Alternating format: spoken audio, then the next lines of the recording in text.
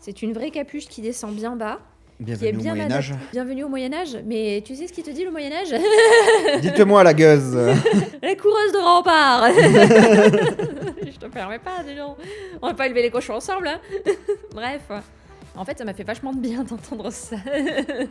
Parce que je ressentais beaucoup de culpabilité ces derniers temps. J'ai le droit aussi d'être un peu fatiguée. J'ai le droit aussi d'avoir du mal à m'organiser pour la sortir en ce moment. Et c'est ok, elle ne m'en voudra pas trop. Je comprends tout à fait ce que tu veux dire. Moi, quand je l'avais pas joué assez, pareil, quand elle fait de la destruction dans le jardin, je sais que c'est ma faute. Enfin, c'est ma responsabilité parce que je l'ai pas assez dépensé. Et j'avais pas vraiment montré de photos, je crois, de bonnet de la flemme. Et en fait, je trouve que celui-là, c'est l'incarnation même du bonnet de la flemme. Vous avez juste mis le point principal qui vous intéresse sur le corps du bonnet. Vous avez votre bordure en côte et la couronne, là où vous auriez dû vous prendre la tête en gros sur comment faire rentrer le motif proprement, etc. C'est le bonnet de la flemme, la couronne, elle est en jersey. Donc en fait, pas de prise de tête. Bonjour les triconautes et bienvenue dans ce nouveau podcast Entre deux mailles. Aujourd'hui, comme d'habitude, je suis accompagnée de Matou. Bonjour Matou. Bonjour. Et bonne Bonjour. année. Bonne année. Bonne année tout le monde. Bonne année à celles et ceux qui n'auraient pas vu les messages. Bonne année à celles et ceux qui n'auraient pas regardé le dernier podcast.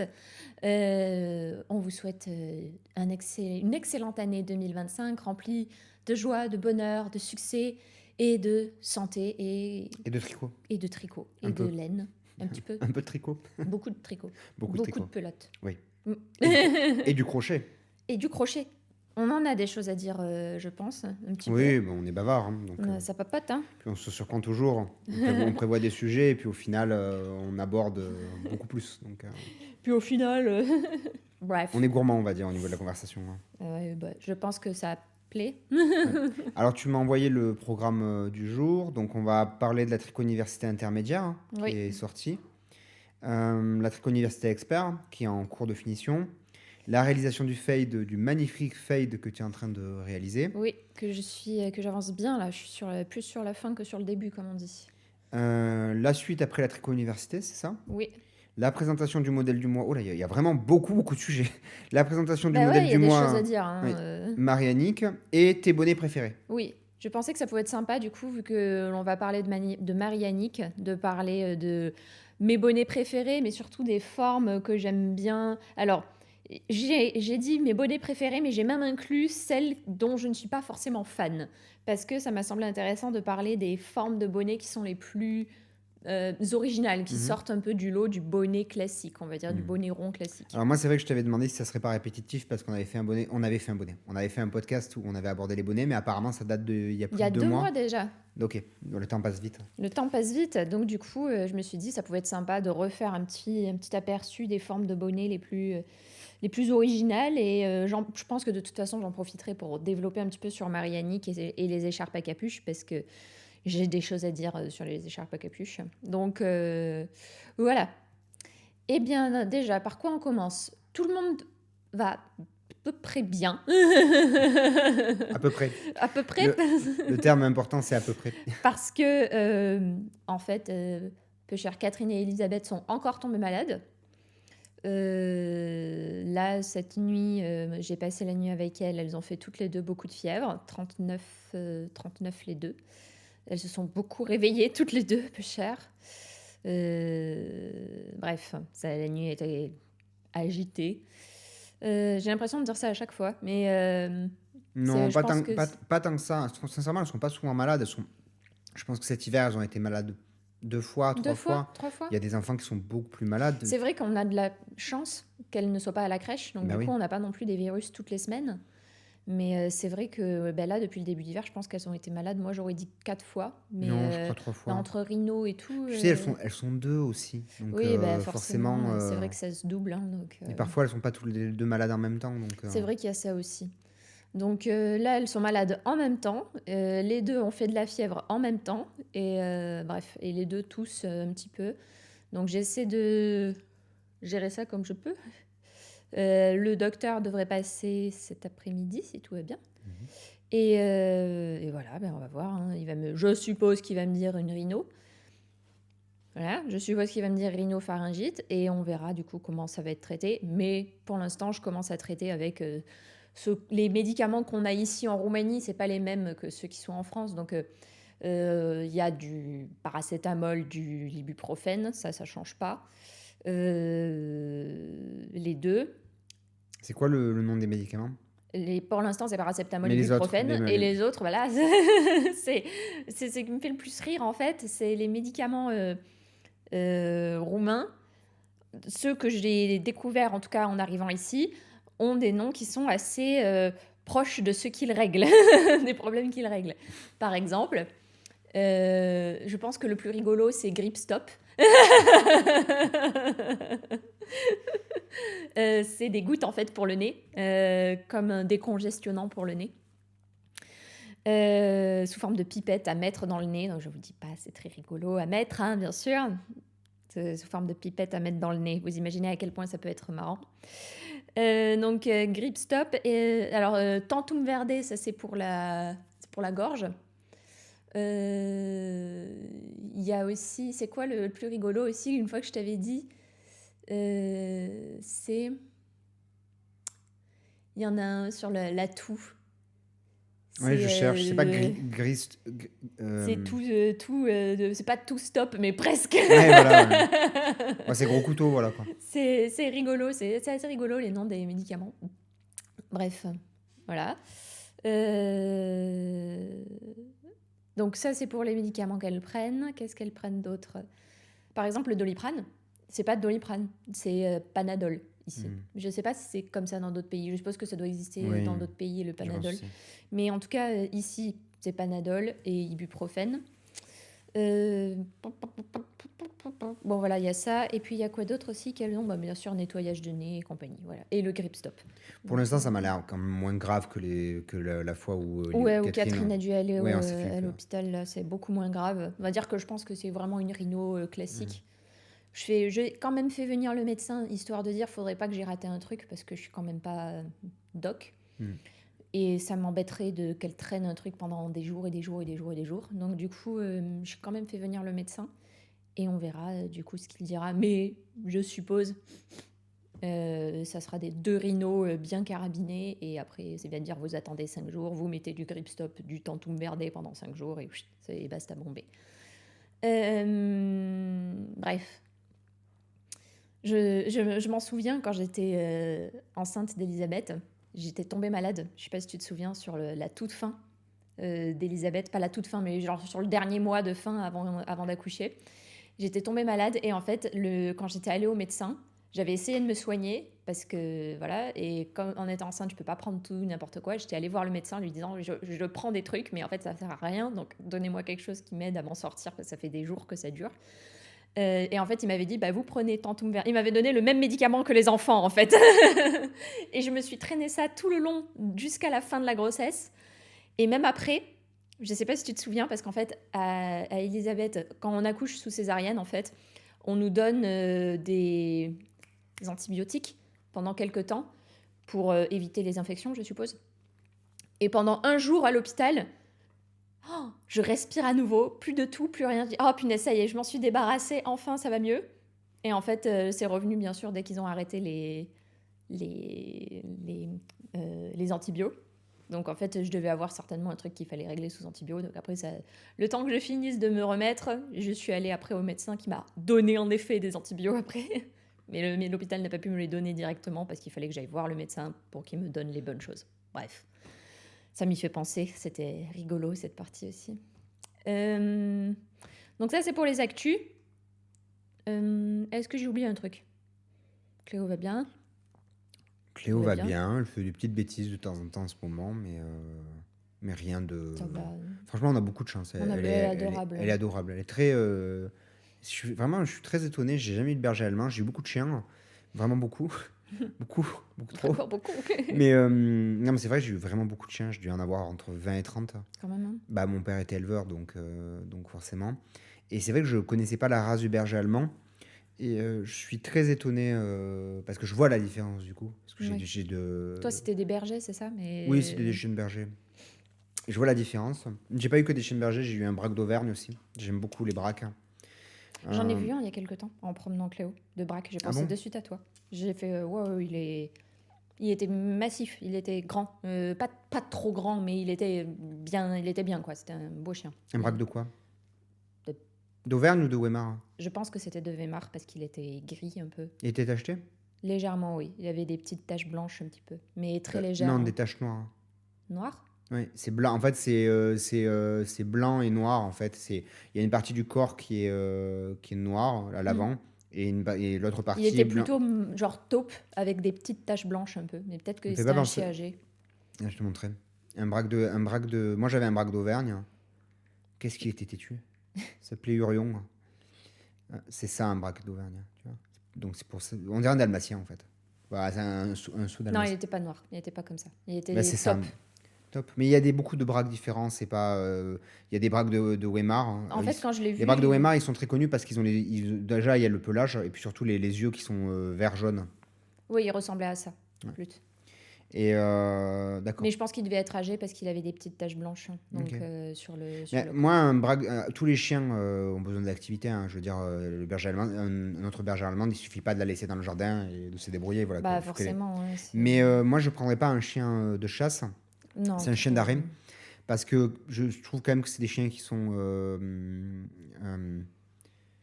très exigeants. Pour moi, c'est difficile en ville de combiner quand même chien d'arrêt et ville. C'est quoi, par exemple, le Beagle? C'est un chien d'arrêt? Non, le Beagle, c'est un chien pour les battus, etc. Tu me parles de ça? Parce qu'en gros... Les petits marrons, ils ont tendance à aboyer beaucoup. Oui. Tu me parles de ce genre de chien? Oui. Oui. Mon voisin en avait, ils étaient intenables. Mais parce qu'en fait, il les sortait, mais ils avaient non, ça c'est plus des chiens qui sont pour les chasses en groupe en fait. Tu sais, il y a les battus. Voilà, les battus, ou la chasse à courre. Je pense que le Beagle spécifiquement est plus connu pour la chasse à courre que pour les battus. Et enfin, moi je dis ça, je suis pas fan de chasse, mais bref. J'ai rien contre les chasseurs spécifiques. C'est quoi, du coup, un chien d'arrêt? Un chien d'arrêt, c'est un chien... en fait, c'est pour tout ce qui est... en gros, c'est un chien qui tient l'arrêt. En fait, le chien lève une patte à l'avant, se met dans une position qui est très connue. Voilà. Et en fait, il tient... en fait, et le gibier ne bouge pas. Et en gros, quand le chien bouge, tu sais que le gibier va sortir du truc et c'est là où tu peux tirer. Et en fait, c'est la chasse à... Quand tu chasses avec un chien d'arrêt, c'est plutôt une chasse de solitaire, etc. Alors que dans la chasse au sanglier, par exemple, ou la chasse à la courre, mais la chasse à la courre, c'est un truc tellement spécifique. C'est ultra spécifique. Voilà, plus les battus, il y a une partie sociabilisation dans la battue. Où tu es avec un groupe, finalement les mecs, enfin désolé, c'est un peu caricatural, mais les mecs boivent plus que ce qu'ils chassent, tu vois. Et donc voilà, donc ça correspond pas, ça dépend de la psychologie, voilà quoi. Moi après, bon, j'aime pas stigmatiser des gens parce que comment dire, c'est aussi une partie de ma vie, l'univers de la chasse, mais moi j'aime pas trop, moi. C'est quoi que tu aimais pas?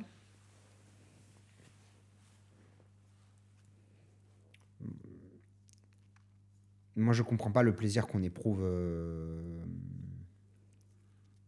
à tuer un autre être vivant. Je comprends. Moi, alors, je suis pas végétarien, donc ma consommation de viande, forcément... ne reflète pas... tu vois, ne reflète pas... je suis pas cohérent là-dessus. Mais ça m'intéresse pas. Voilà, quoi. Je trouve pas ça intéressant. Je préfère aller chercher les champignons. Ça ne te manque pas, ça, la chasse aux champignons? La chasse aux champignons, ça te manque pas? Ah si. D'ailleurs, avant de partir de France, on est allé en Lozère avec Mémé. On s'est fait des vacances. C'est des demi-vacances. Moi, je me souviendrai toujours de ce restaurant. Ouais. Trouvé en plein milieu de nulle part. Et on était en Lozère et on allait faire une cueillette aux champignons. Je m'en souviens aussi, oui. Je crois qu'on n'est pas revenu avec grand-chose. Non, on avait eu de quoi faire une petite poêlée, genre pour accompagner. Il y avait des gens qui étaient passés vers nous. On les avait croisés avec Mémé. Moi, j'adore les champignons. Non, mais je suis pas. Mais après, une grande partie de mon enfance. Après, si tu veux, il y a les pour, les contre. C'est compliqué. L'urbanisation, finalement, fait plus de mal l'agrandissement des villes fait plus de mal que la chasse, au final, si tu réfléchis bien de manière globale. Quand tu vois, par exemple, moi, je me souviendrai toujours, j'étais à Londres, j'étais dans ma chambre d'étudiante, et j'ai vu, je m'en souviendrai toute ma vie, j'étais à la fenêtre, je ne sais plus qu'est-ce que je suis à la fenêtre. Bref, qu'importe, j'étais à la fenêtre, et je vois en plein milieu du parking, où il y avait la vue dessus, un renard qui traverse le parking, qui va sentir une poubelle, qui se met dans la poubelle, enfin pas dans la poubelle, mais genre la tête dans la poubelle, qui sort et qui ressort, je sais plus, une barquette, un truc à manger, quoi. Et il s'en va avec sa barquette entre les dents. Et sur le coup, j'ai trouvé ça ultra triste, en fait, parce que,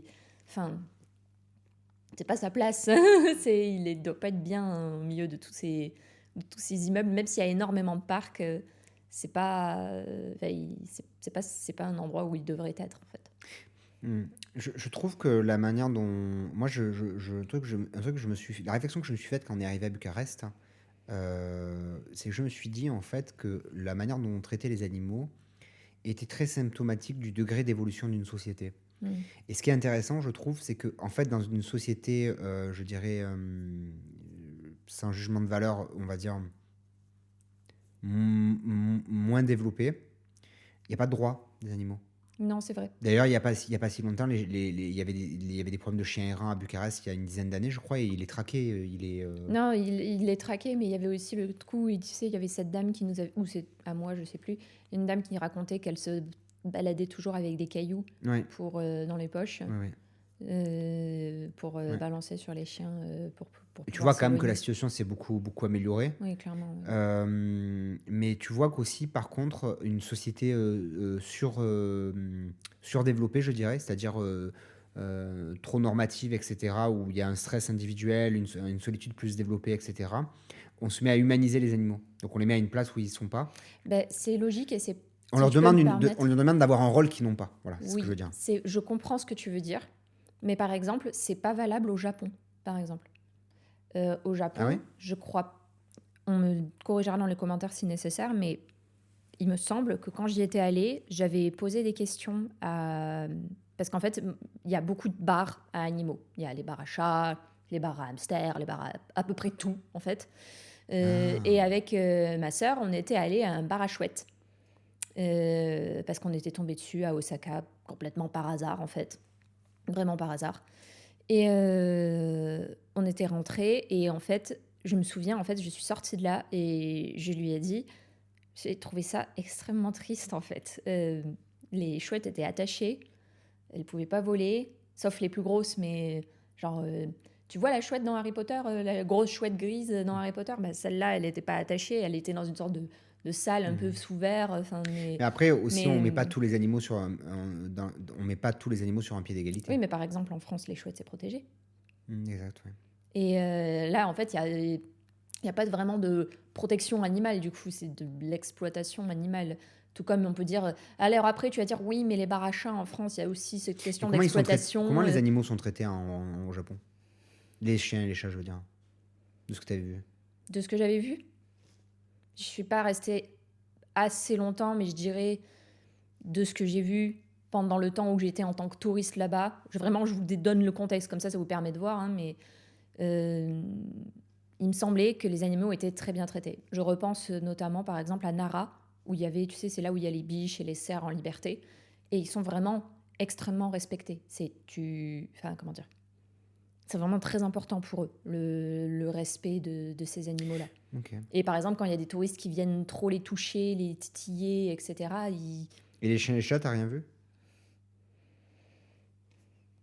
Parce que moi, ce que je sais te déjà, dire... il n'y a pas, si je peux me permettre, à Tokyo, par exemple, il y a pas de... il y avait des chiens, mais il n'y en avait pas tant que ça, parce qu'ils n'ont pas tant d'espace que ça, je suppose. Parce que moi, ou des petits chiens. Ce que j'essaie de te dire, c'est que en fait, j'ai l'impression que dans les sociétés plus rurales ou moins développées technologiquement, ou moins en aisance, où il y a moins de confort individuel par habitant, en fait, les animaux, en gros, sont maltraités, tu vois. En fait, ils sont relégués au mieux, c'est une ressource, en fait. Ouais, voilà. Tu vois, il n'y a pas si longtemps, finalement, dans la ruralité, dans la paysannerie française, les animaux, ils étaient traités, Tu vois, même aux États-Unis, il y a je sais pas, une cinquantaine d'années, oui, ça doit être ça à peu près, les animaux dans les westerns, les chevaux. Oui, Il y avait des scandales sur la manière oui, dont on c'est traitait vrai, les oui. chevaux parce que comment dire, pas les pirouettes, les cascades, etc. En fait, il y avait plein d'animaux qui mouraient, qui étaient blessés, etc. Il y a eu un vrai travail qui a été effectué en fait de protection Oui, c'est vrai, oui. des animaux Durant intermittents du les... spectacle, voilà. Oui. Et tu vois, ce que je veux dire, c'est que j'ai l'impression qu'en Ou fait, même quand tu vois, par exemple, regarde les expériences. C'était un chien, je crois, Leica. Quand ils ont envoyé Leica dans l'espace, ils avaient prévu assez pour qu'elle atteigne ce qu'ils voulaient, en mhm. gros. En fait, ils n'avaient pas prévu assez de nourriture retour. Et il me semble, je ne crois pas dire de bêtises, mais il me semble en fait qu'elle est morte en fait pendant le chemin de retour parce qu'elle n'avait pas assez à manger en fait. Ils n'avaient pas prévu assez à manger. Ils n'avaient pas prévu le chemin de retour en fait. Et Ouais. un peu, En bah, fait, c'est-à-dire, t'envoies un astronaute et tu dis, oh désolé, on en n'a fait, pas prévu assez d'eau, tu vois. ce que j'essaie de dire, c'est que la manière dont on traite les animaux dit finalement plus de nous, tu vois, Mm. ce qu'on pense dans le sens où, par rapport à notre développement, parce qu'en gros, notre psychologie, tu vois, est influencée par notre niveau de développement, en fait. Et dans des sociétés où, en fait, où il y a une forme de développement à l'excès, pas vraiment à l'excès, mais dans le sens, en gros, il y a des conséquences du développement économique d'un pays. Et en fait, dans les conséquences, ce qu'on peut observer, c'est plus de solitude, Mm. plus d'individualisme, plus d'isolement. Je veux dire, aujourd'hui, tu vois bien que c'est la problématique principale. Une des problématiques principales, c'est l'anxiété, Oui. c'est toutes les maladies psychologiques, la solitude. Et tout ce qui découle de ces maladies psychologiques, etc. Et ce que tu remarques, c'est on met les animaux maintenant à une place. En fait, avant, on les mettait, tu vois, en objet. Mm. Maintenant, on les met comme des humains. Et en fait, et c'est intéressant parce que ça, c'est un truc que Tony d'Esprit Dog aborde quand il dit qu'est-ce que le chien pour vous. C'est une question que vous devez vous poser. Il met en introduction. Sa formation était vraiment bien quand même. Moi, j'écoute souvent ces shorts Mm. en ce moment. Et j'aime bien, vraiment, j'aime bien ça. Déjà, il a un franc-parler Ouais. qui est très facile à écouter. T'as l'impression qu'il parle à un pote, donc du coup, c'est assez cool à écouter. C'est assez Mm. détendu. Et, euh, et par exemple, là, il y a quelques temps, ça fait quelques jours en fait, que c'est un petit peu difficile pour moi de sortir Cléo vraiment tous les jours. Et j'ai tendance à le faire une fois tous les 2 jours. Et je ressens beaucoup de culpabilité à pas la sortir tous les jours en fait. Et justement, il a sorti un short là récemment où il dit vous savez, il y a un truc qu'il faut que vous sachiez. Hein, Je l'ai vu. Tu l'as vu Il est Il est tombé en pile train au de bon monter moment. une caméra pendant qu'il parle. Oui, oui. Et en fait, il dit faut vous relâcher un peu la pression sur le fait de sortir le chien tout le temps. Je voulais vous parler d'un petit truc, parce que c'est vrai que ça tourne tout le temps, alors j'essaye de mettre un peu en garde, mais tranquille, hein, faut se décontracter un petit peu. Hein. Arrêtez d'écouter un peu tous ceux qui vous disent que s'il y a une journée où vous n'êtes pas sorti, hein, ça y est, c'est la fin du monde, vous êtes des mauvais maîtres. C'est pas vrai, hein. Bah, dans la vraie vie, des fois t'es malade, t'as la grippe. Les moments où, tu sais, je sais pas, t'as pas envie. Ils arrivent, et moi je pense que dans ces cas-là, il faut pas sortir en fait. Hein. Faut rester tranquille à la maison. Faut lui filer un petit Kong, donc toujours un petit Kong dans le congèle pour les moments un petit peu comme ça. Et évidemment, il faut pas que ça arrive tous les jours, hein, qu'on soit clair quand même. En fait, ça m'a fait vachement de bien d'entendre ça, parce que je ressentais beaucoup de culpabilité ces derniers temps. C'est pas une excuse, mais je suis pas en train de chercher une excuse, mais ça m'a fait du bien de me dire, ok, je peux me permettre, j'ai le droit aussi d'être un peu fatiguée, j'ai le droit aussi d'avoir du mal à m'organiser pour la sortir en ce moment. Et c'est ok, elle ne m'en voudra pas trop. Voilà. Tant que j'arrive à le faire à peu près une fois tous les 2 jours, c'est bien, tu vois. Voilà. Je comprends tout à fait ce que tu veux dire. Moi, quand je l'avais pas joué assez, pareil, dans le jardin et tout, forcément, ça me. Voilà quoi. Ouais, Mais le truc, c'est que, en fait, ça, c'est quelque chose que j'ai remarqué. Qu'est-ce qu'elle est maintenant? Elle a un contrôle émotionnel Ah ouais, de fou. de C'est malade. génial, je suis content. Ce matin, j'ai fait tomber un bout de jambon. Mhm. Elle n'a pas bougé. Mhm. Alors qu'avant, elle aurait Mais- taillé direct sur le jambon. Moi, ce que j'aime bien avec les formateurs, avec le principe du formateur, c'est qu'il y a toujours un moment où, en fait, quand tu suis les conseils d'un formateur, tu as toujours un moment où la personne t'agace. Mm. Tu vois, vraiment. Moi, à un moment, Tony m'agaçait. quand j'écoutais ces vidéos, ça m'agaçait. Et pourquoi ? Parce que j'y arrivais pas. Oui. Et tu sais, il y a eu une période où, avec elle, c'était plus pas, difficile. Avec Cléo, c'était plus difficile. Et en fait, la leçon que j'ai retenue, parce qu'en gros, il y a plein de formations dans lesquelles, sur des trucs qu'on s'est formés, on n'y arrivait pas. Et la personne t'agace au bout d'un moment. Parce que tu as l'impression que c'est facile pour elle. Et tu dis, et tu es confronté à toutes les problématiques. Et en fait, là, il ne faut pas lâcher. Et il faut continuer, il faut persister en fait. Il faut persister dans le bon comportement que prescrit le formateur. Et tu sais pas si ça va fonctionner ou pas. C'est ça le problème. Parce que du coup, tu vois, par exemple, pour Taking Care of Babies, t'as pas essayé le truc du sommeil. Si, j'ai essayé. Ah, t'as essayé ? Oui. Ok. Mais j'y arrive pas. C'est trop dur. C'est trop dur. Et tu vois, là, la question c'est... Tu te souviens, je mettais le chrono. Et, non, je m'en souviens et en pas, fait, j'ai essayé, mais j'ai fait 2 fois. Et j'ai dit, je peux pas. Mais jamais avec Elisabeth. Hein. Non, jamais avec Elisabeth. Catherine. Du coup. Avec Catherine, oui, mais jamais avec Elisabeth. Et j'y arrivais pas. C'était trop dur de l'entendre pleurer. Allez, tout va bien. À tout à l'heure. J'essaie de dormir. Mais après, là, c'est à toi d'avoir... J'ai voulu tester, mais j'y arrive pas. Mais après, là, c'est avoir... Mais c'est la question, c'est...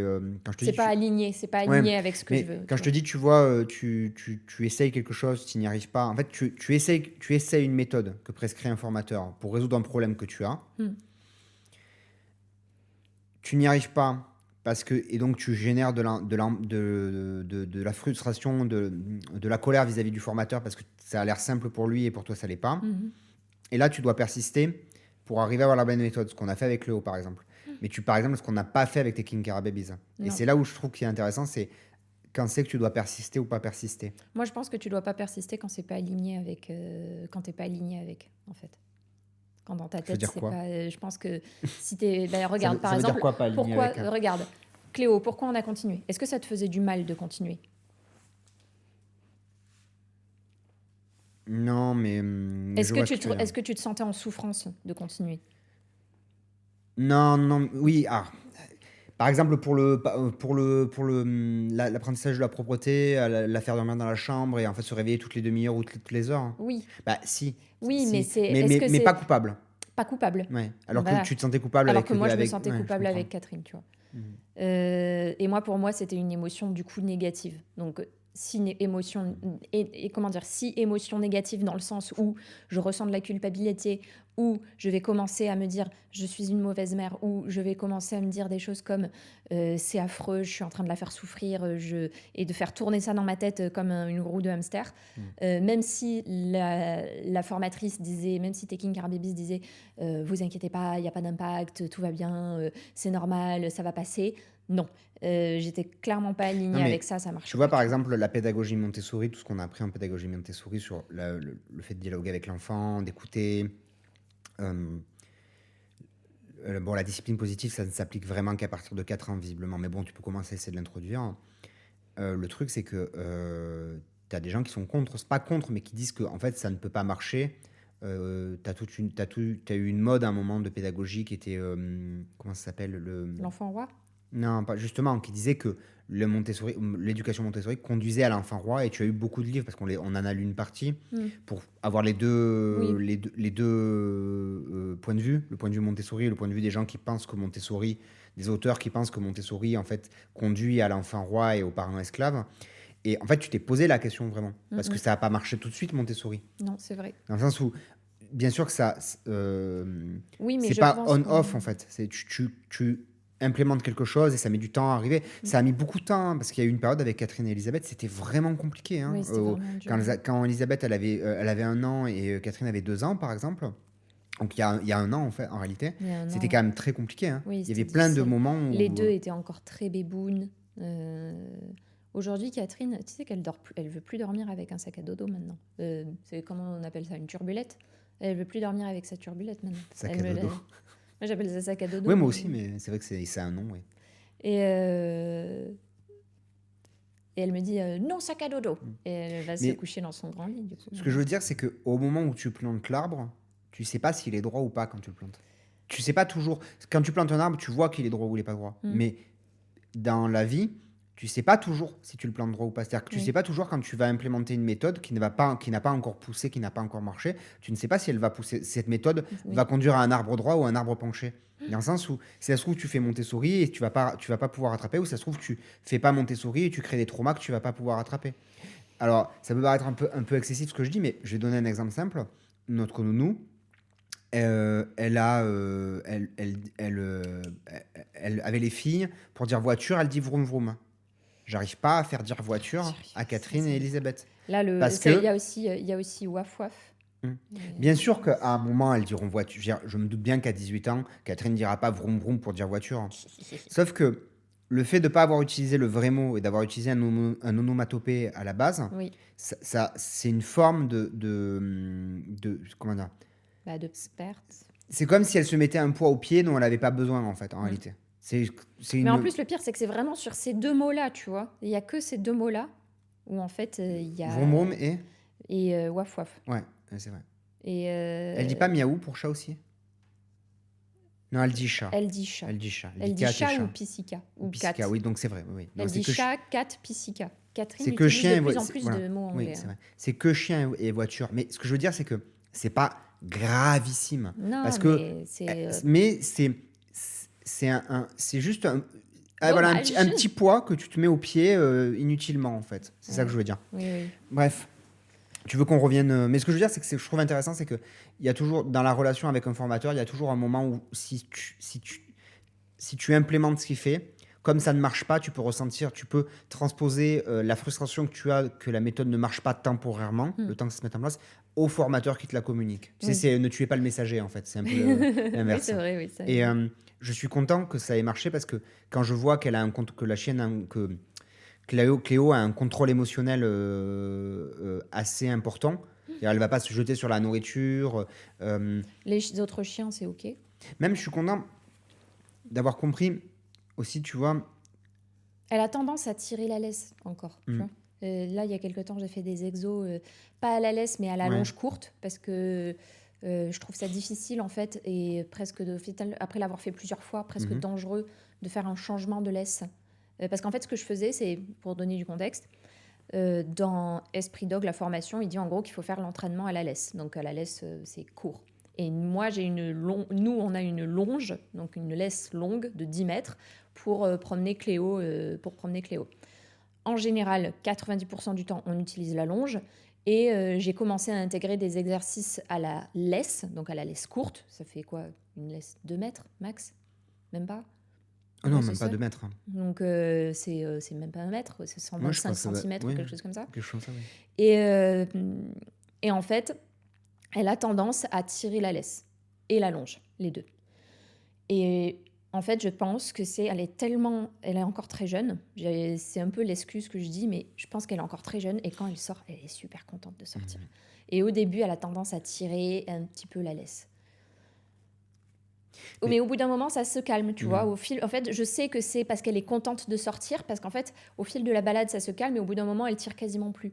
Donc, Mais ce que je trouve intéressant, c'est que d'avoir suivi cette formation, ça nous permet de comprendre aussi ce qui ne va pas. Comment dire, quand il y a une situation conflictuelle, on peut se responsabiliser dans le sens où on sait d'où ça vient, tu vois. Ou éviter des problèmes. Par exemple... tu remarques pas qu'il n'y a jamais eu de problème avec les filles, hein? Alors qu'elle la pastouille. Jamais. Parce que dès le début, elle l'habituait à ce qu'on vienne faire fouiller dans sa gamelle, aussi expliquer aux filles les bons comportements à avoir. Pas la taper, pas tirer les oreilles. Exactement. Et par exemple, moi, je sais que quand elle fait de la destruction dans le jardin, je sais que c'est ma faute. Enfin, c'est ma responsabilité parce que je ne l'ai pas assez dépensé. Et donc, je trouve que ça... Ça donne les bonnes clés, en fait. Il y a clés de compréhension. Une fois, je disais, il y a une bonne manière de faire les choses et une mauvaise manière de faire les choses, des bonnes manières et des mauvaises manières. Et pour moi, les bonnes manières, c'est de faire les choses avec intention, en fait, de chercher à mettre de l'intention dans ton geste. Et l'intention, pour moi, passe par la formation. Parce que du coup, c'est comprendre ce que tu fais. C'est souvent ce que je dis, en fait. C'est que c'est ça que doit t'apporter une formation. C'est comprendre l'univers dans lequel tu es, les règles. Il faut que je suive cette formation. Tu sais, je l'ai prise plus par curiosité qu'autre chose, mais je pense que ça pourrait quand même me faire du bien parce qu'il y a forcément des moments où je me laisse dépasser. Bon, déjà, il y a la formation de Sam Owens là, sur la remise en doute où je suis en plein dedans encore et ça me fait travailler pas mal le cerveau. Mais on est vraiment dans ce moment de mindset. Il a tendance à mixer un peu les sujets, mais là, dans le moment de mindset où il est... Donc mindset, ça veut dire état d'esprit pour les non-anglophones. Et c'est ma faute, j'ai tendance trop à utiliser de termes anglais encore. Et il propose un état d'esprit où en fait on se remet tout le temps en question sur ce qu'on sait vraiment, sur est-ce que tu es sûr de ça, etc. Ça me fait beaucoup travailler sur ce sujet, beaucoup réfléchir sur ce sujet, parce que je sais que j'ai comment on dit, de l'espace de progression, on va dire. Une marge de progression sur le sujet. Et il y a un autre élément là sur cette formation que j'ai pris plus par curiosité parce que je l'ai vu passer sur Insta et j'ai dit ça coûtait pas cher et j'ai dit vas-y, je la prends par curiosité. C'était That Calm Mom qui propose une formation sur la gestion de la colère. Et en ce moment, je pense que c'est parce que je suis fatiguée, j'ai tendance à m'énerver un petit peu plus. Et je pense que je vais suivre aussi cette formation parce que là, dès que j'ai fini peut-être cette vidéo de Sam Owens et je fais un petit peu cette formation qui est plus courte entre-temps, puis je reprendrai Sam Owens par exemple, je pense que ça pourrait me faire du bien parce que j'ai du mal en ce moment à gérer toutes les émotions, peut-être la fatigue, etc. qui est accumulée. Mais je pense que ça pourrait faire du bien aussi. De toute façon, on apprend toujours quelque chose, hein, donc il y a toujours quelque chose à apprendre. Donc je ne me considère pas comme parfaite, clairement. Et il y a des moments où moi aussi je m'énerve. Et je pense que ça pourrait faire du bien autant qu'à moi qu'aux filles, en fait. Même avec toi. Oui. Non, je suis d'accord. Mais moi, je suis pour. De toute façon, pour moi, on est... en fait, il y a longtemps, un truc que j'ai pas... Un paradoxe que j'arrivais pas à résoudre mentalement comme une problématique, c'est que en gros, quand je parle avec les gens, je trouve que on est dans j'allais dire une civilisation, mais une époque de narcissisme où en fait tout le monde vaut, comme si on avait un destin, on naissait avec un destin exceptionnel et que finalement tout le monde est trop bien pour passer le balai, tu vois. Donc tu le vois dans le recrutement, tu le vois dans les discussions avec les gens, etc., etc. Je trouve qu'il y a vraiment il y a une j'ai pas d'autre mot, une époque de narcissisme. Tu penses que c'est dû justement à tout ce développement personnel qu'il y a eu qui dit en gros vous êtes important, vous êtes etc. Et en fait ça a eu presque l'effet inverse. Tout comme en fait, l'humain a toujours tendance à aller d'un extrême à l'autre, tendance à se dénigrer, et puis là maintenant tendance à se survaloriser. En fait, je pense qu'il y a les deux. En fait, je pense qu'il y a les deux. C'est là où il y a un paradoxe pour moi, c'est que je te dis d'un côté il y a une époque de narcissisme, et en fait intérieurement les gens sont rongés. Les gens, je dis les gens, mais nous tous, hein, tout le monde. Hein. Je me mets pas à l'extérieur. On est rongé par la culpabilité. Donc en fait, on Carib dans Scylla. Oui. Tu passes de Carib dans Scylla en permanence, donc tu passes d'un narcissisme aigu à une culpabilité latente, et en permanence en fait tu passes entre les deux, et donc c'est typiquement je sais pas moi, je vais prendre la question du poids parce que c'est le plus simple. Moi par exemple, c'est tu te regardes dans le miroir et tu te sens coupable, tu vois, parce que tu te dis j'ai grossi et tout, et puis après quand tu as l'occasion de faire les bons choix, tu te complais en fait en disant non mais en fait j'ai le droit de manger mon bout de chocolat, ou mais après tout je l'ai mérité, etc. Et tu te nourris de discours en fait un peu comme ça, voilà quoi, un peu complaisant. Et puis quand tu as mangé ton bout de chocolat, ah punaise, si j'avais je suis vraiment aucune. Et tu passes dans les deux en permanence et en fait tu boucles. Et je trouve qu'il y a, moi je trouve beaucoup ça. Après on pourrait passer des heures, mais c'est un sujet sur lequel je réfléchis beaucoup parce que c'est difficile. Comment dire, la voie de la responsabilisation est complexe parce que c'est une voie d'entre deux en fait. Pour moi, il y a 3 discours, mais j'en avais déjà parlé. Il y a 3 discours sur Internet. Il y a le discours de la complaisance, où tu encourages les gens à aller dans leur travers. plus que leur travers, je dirais les voies les voies involutives. C'est-à-dire pas les voies évolutives, les voies involutives. C'est-à-dire les voies la voie de la régression. Oui. Donc, tu vas être complaisant et tu vas dire aux gens d'avoir un discours hyper conciliant, etc. En gros, c'est de la démagogie. Tu as le discours culpabilisateur, qui est en fait papa. C'est le papa numérique. Donc, c'est des mecs comme Andrew Tate, etc., etc. Donc, et en fait, la voie de la responsabilisation, elle est très complexe parce que c'est quelque chose de subtil. Et tout ce qui est subtil est peu audible, en général. Et c'est quelque chose auquel je réfléchis souvent. Parce que, en fait, comprendre, c'est pas excuser. Tu vois, de la même manière que comprendre, c'est pas excuser. Si tu entres dans tu parles avec un ami et qui t'explique qu'en fait, il boucle toujours sur le même problème, l'écouter ne veut pas dire que tu vas l'encourager à continuer, en fait. Tu peux l'écouter, tu vois, le côté conciliant, mais par contre, derrière, le côté pas papa, mais tu vois ce que je veux dire, tu vois, au milieu, tu vois, c'est la jonction entre la responsabilisation, c'est les bons côtés, on enlève la culpabilité et on enlève la complaisance, voilà. Ouais. Et on va direct à l'action, on écoute, mais par contre, on résout. Voilà, c'est écouter et résoudre. Ouais. Ben c'est de la discipline positive, en vrai, de John Insel, c'est... les 3 R, c'est rejoindre. Le premier, c'est quoi? Il y a résoudre, rejoindre. Et avant, il y a en gros écouter, je crois. Enfin, c'est pas écouter, mais c'est en gros, tu te mets en position où tu écoutes l'enfant. Ensuite, réceptionner peut-être. Ensuite, tu lui expliques que toi, tu as vécu la même situation à tel endroit. Donc, tu rejoins son... En gros, tu lui dis, bah voilà, en fait, ça arrive aussi à d'autres personnes et je comprends ce que tu me dis. Oui. En fait, tu essaies de rejoindre ton expérience et son expérience pour créer un état de communion. Et après, tu l'amènes sur le chemin de la résolution où lui doit trouver une solution à son problème en lui disant comment on pourrait résoudre ça. Bref. Oui, mais je m'en souviens, oui. C'était intéressant, ces 3 R. Ouais. Tu veux qu'on parle de la trico-université ? Oui. Oula, oui, on a bien... Ouais, je sais, ouais. Mais c'est pas grave. Ouais, je sais. Ouais. Si on le fait pas ici, on le fait jamais, de toute façon. Ça fait longtemps qu'on n'a pas eu un moment calme, tous les deux comme ça. J'aimerais bien qu'on aille balader quand même. Oui, moi aussi, j'aimerais bien. Avec Cléo au parc, ça pourrait être chouette. Et quand on a fini la tricot-université. Ouais. Bah, à propos de la tricot-université, du coup, on a lancé la tricot-université intermédiaire. Merci beaucoup pour l'accueil que vous avez fait, parce qu'on voit que ça plaît. Donc c'est cool. C'est cool. Je reprécise, mais c'est dit dans la vidéo de bienvenue. Dimanche, normalement, du coup, ça se finira, si c'est bien publié dimanche à la bonne heure, ça se finira ce soir, si je ne me trompe pas. La promotion, oui. Vous avez une offre promotionnelle... pour intégrer la tricot-université. Pour l'offre de bienvenue. Merci pour l'accueil que vous avez fait.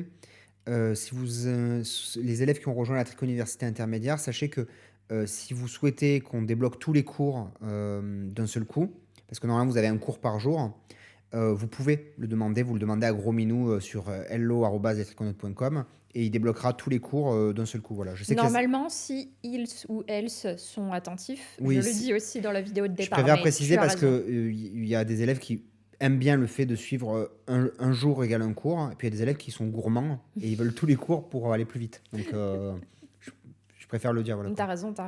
Moi, personnellement, je suis gourmand. Donc, moi, les cours où les leçons sont bloquées à une leçon par jour, j'aime pas trop. Donc, j'aime bien l'idée, mais je suis gourmand. Donc, en gros, il y a la possibilité, tout peut être débloqué dès le début. Voilà. Merci de l'avoir rappelé, du coup. Ouais. Donc ça, c'est pour la tricot-université intermédiaire. Voilà. Aussitôt une finie, l'autre... Aussitôt une finie, aussitôt une commencée. Ouais. Tu descends de cheval, tu remontes à cheval. La tricot-université expert est en cours de réalisation, de tournage. Plus qu'en cours.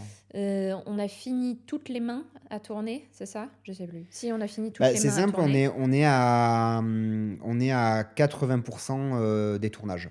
Donc il reste 20% à tourner et on aura fini. On a après on aura pendant les vacances. Oui. L'écriture, le guide est en cours de relecture. Tous les calculs ont été vérifiés. Maintenant, Barbara est au chapitre 48, 6. tu m'as dit? Oui, la leçon 48, donc le chapitre 6 sur 7. Et donc, en fait, il reste une phase de mise en page.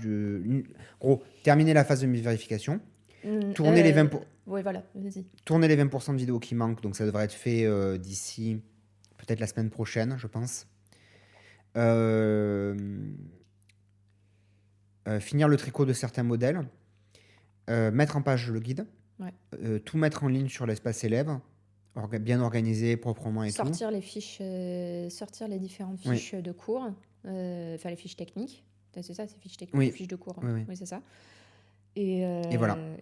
Mais bon, je dis ça, c'est un mois, je pense un mois et demi de travail. Il y a la page de présentation aussi qu'il faut terminer. Il y a encore des choses à faire.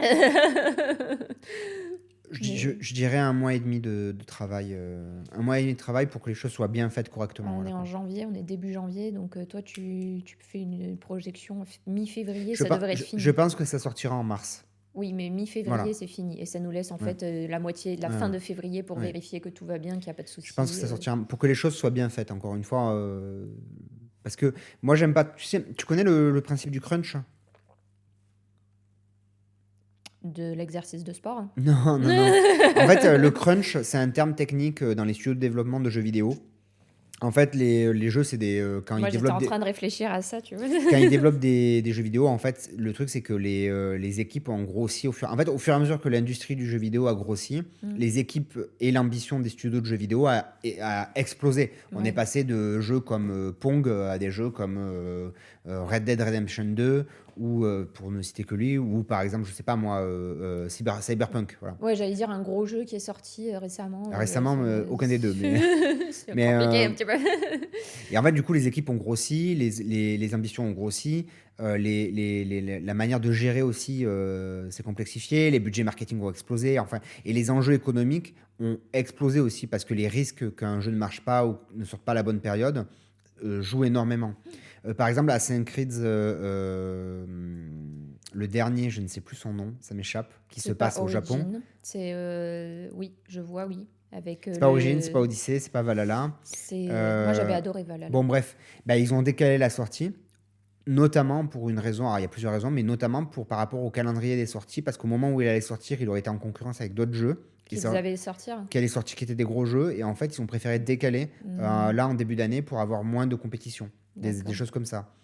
Et en fait, quand ils sortent les jeux vidéo, il y a un truc qui est très connu maintenant, qui est beaucoup relayé par la presse, c'est qu'il y a un crunch en fait avant la fin de sortie, c'est-à-dire que les équipes sont pressurisées, genre elles travaillent jusqu'à 23h, elles commencent à 4h du matin, et ça cause vraiment ça cause des vrais problèmes sur l'industrie du jeu vidéo à long terme, parce que les développeurs ils sont épuisés. Ça me fait penser à Cyberpunk, parce qu'il y avait eu un gros scandale justement sur la gestion, le management des développeurs qui avait été catastrophique, qui avait été mis sous presse et tout. Parce que les ambitions sont trop importantes par rapport en fait à ce que les équipes peuvent produire dans les délais.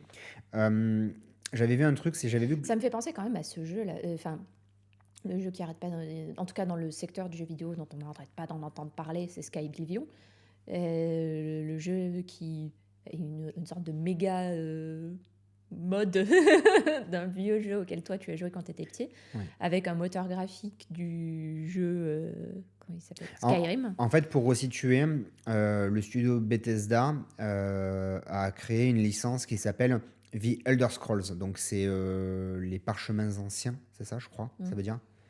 La saga s'appelle Les Parchemins Anciens. Et en fait, en gros, dans ce monde, dans cet univers, il y a 9 races, 9 pays, entre guillemets. Et en fait, chaque jeu se déroule dans un pays précis. Donc, il y a eu Skyrim. Skyrim est le cinquième jeu. Donc, il se passe en bord de ciel. Ce que veut dire Skyrim, hein, bord de ciel. Et en fait, avant Skyrim... Donc, qui est sorti en 2000. Les traductions sont pas dégueulasses. Hein. Ils ont fait des bonnes traductions. Avant Skyrim, qui est sorti en 2011, il y avait Oblivion, qui, comme le nom ne l'indique pas, en fait, se déroule en Cyrodiil. Là, par contre. Non, mais ça s'appelle Oblivion parce qu'en fait, l'histoire du jeu parle en gros d'un seigneur des draps. Donc, en fait, les Daedras, c'est comme des démons. Voilà. C'est comme les démons de cet univers. C'est-à-dire, c'est des seigneurs démons de cet univers. Et donc, en fait, il y a un Daedra, un prince Daedra, qui en gros, ouvre les portes d'Oblivion, qui est la dimension des démons, pour entrer en Cyrodiil. En gros, j'archi-résume. Hein. Oui, J'adore ce jeu. Et en fait, il y a une équipe de bénévoles qui refont ce jeu qui est sorti en 2006, Oblivion, avec le moteur graphique de Skyrim qui est sorti en 2011. Donc ils sont un peu anciens quand même, hein, mais bon.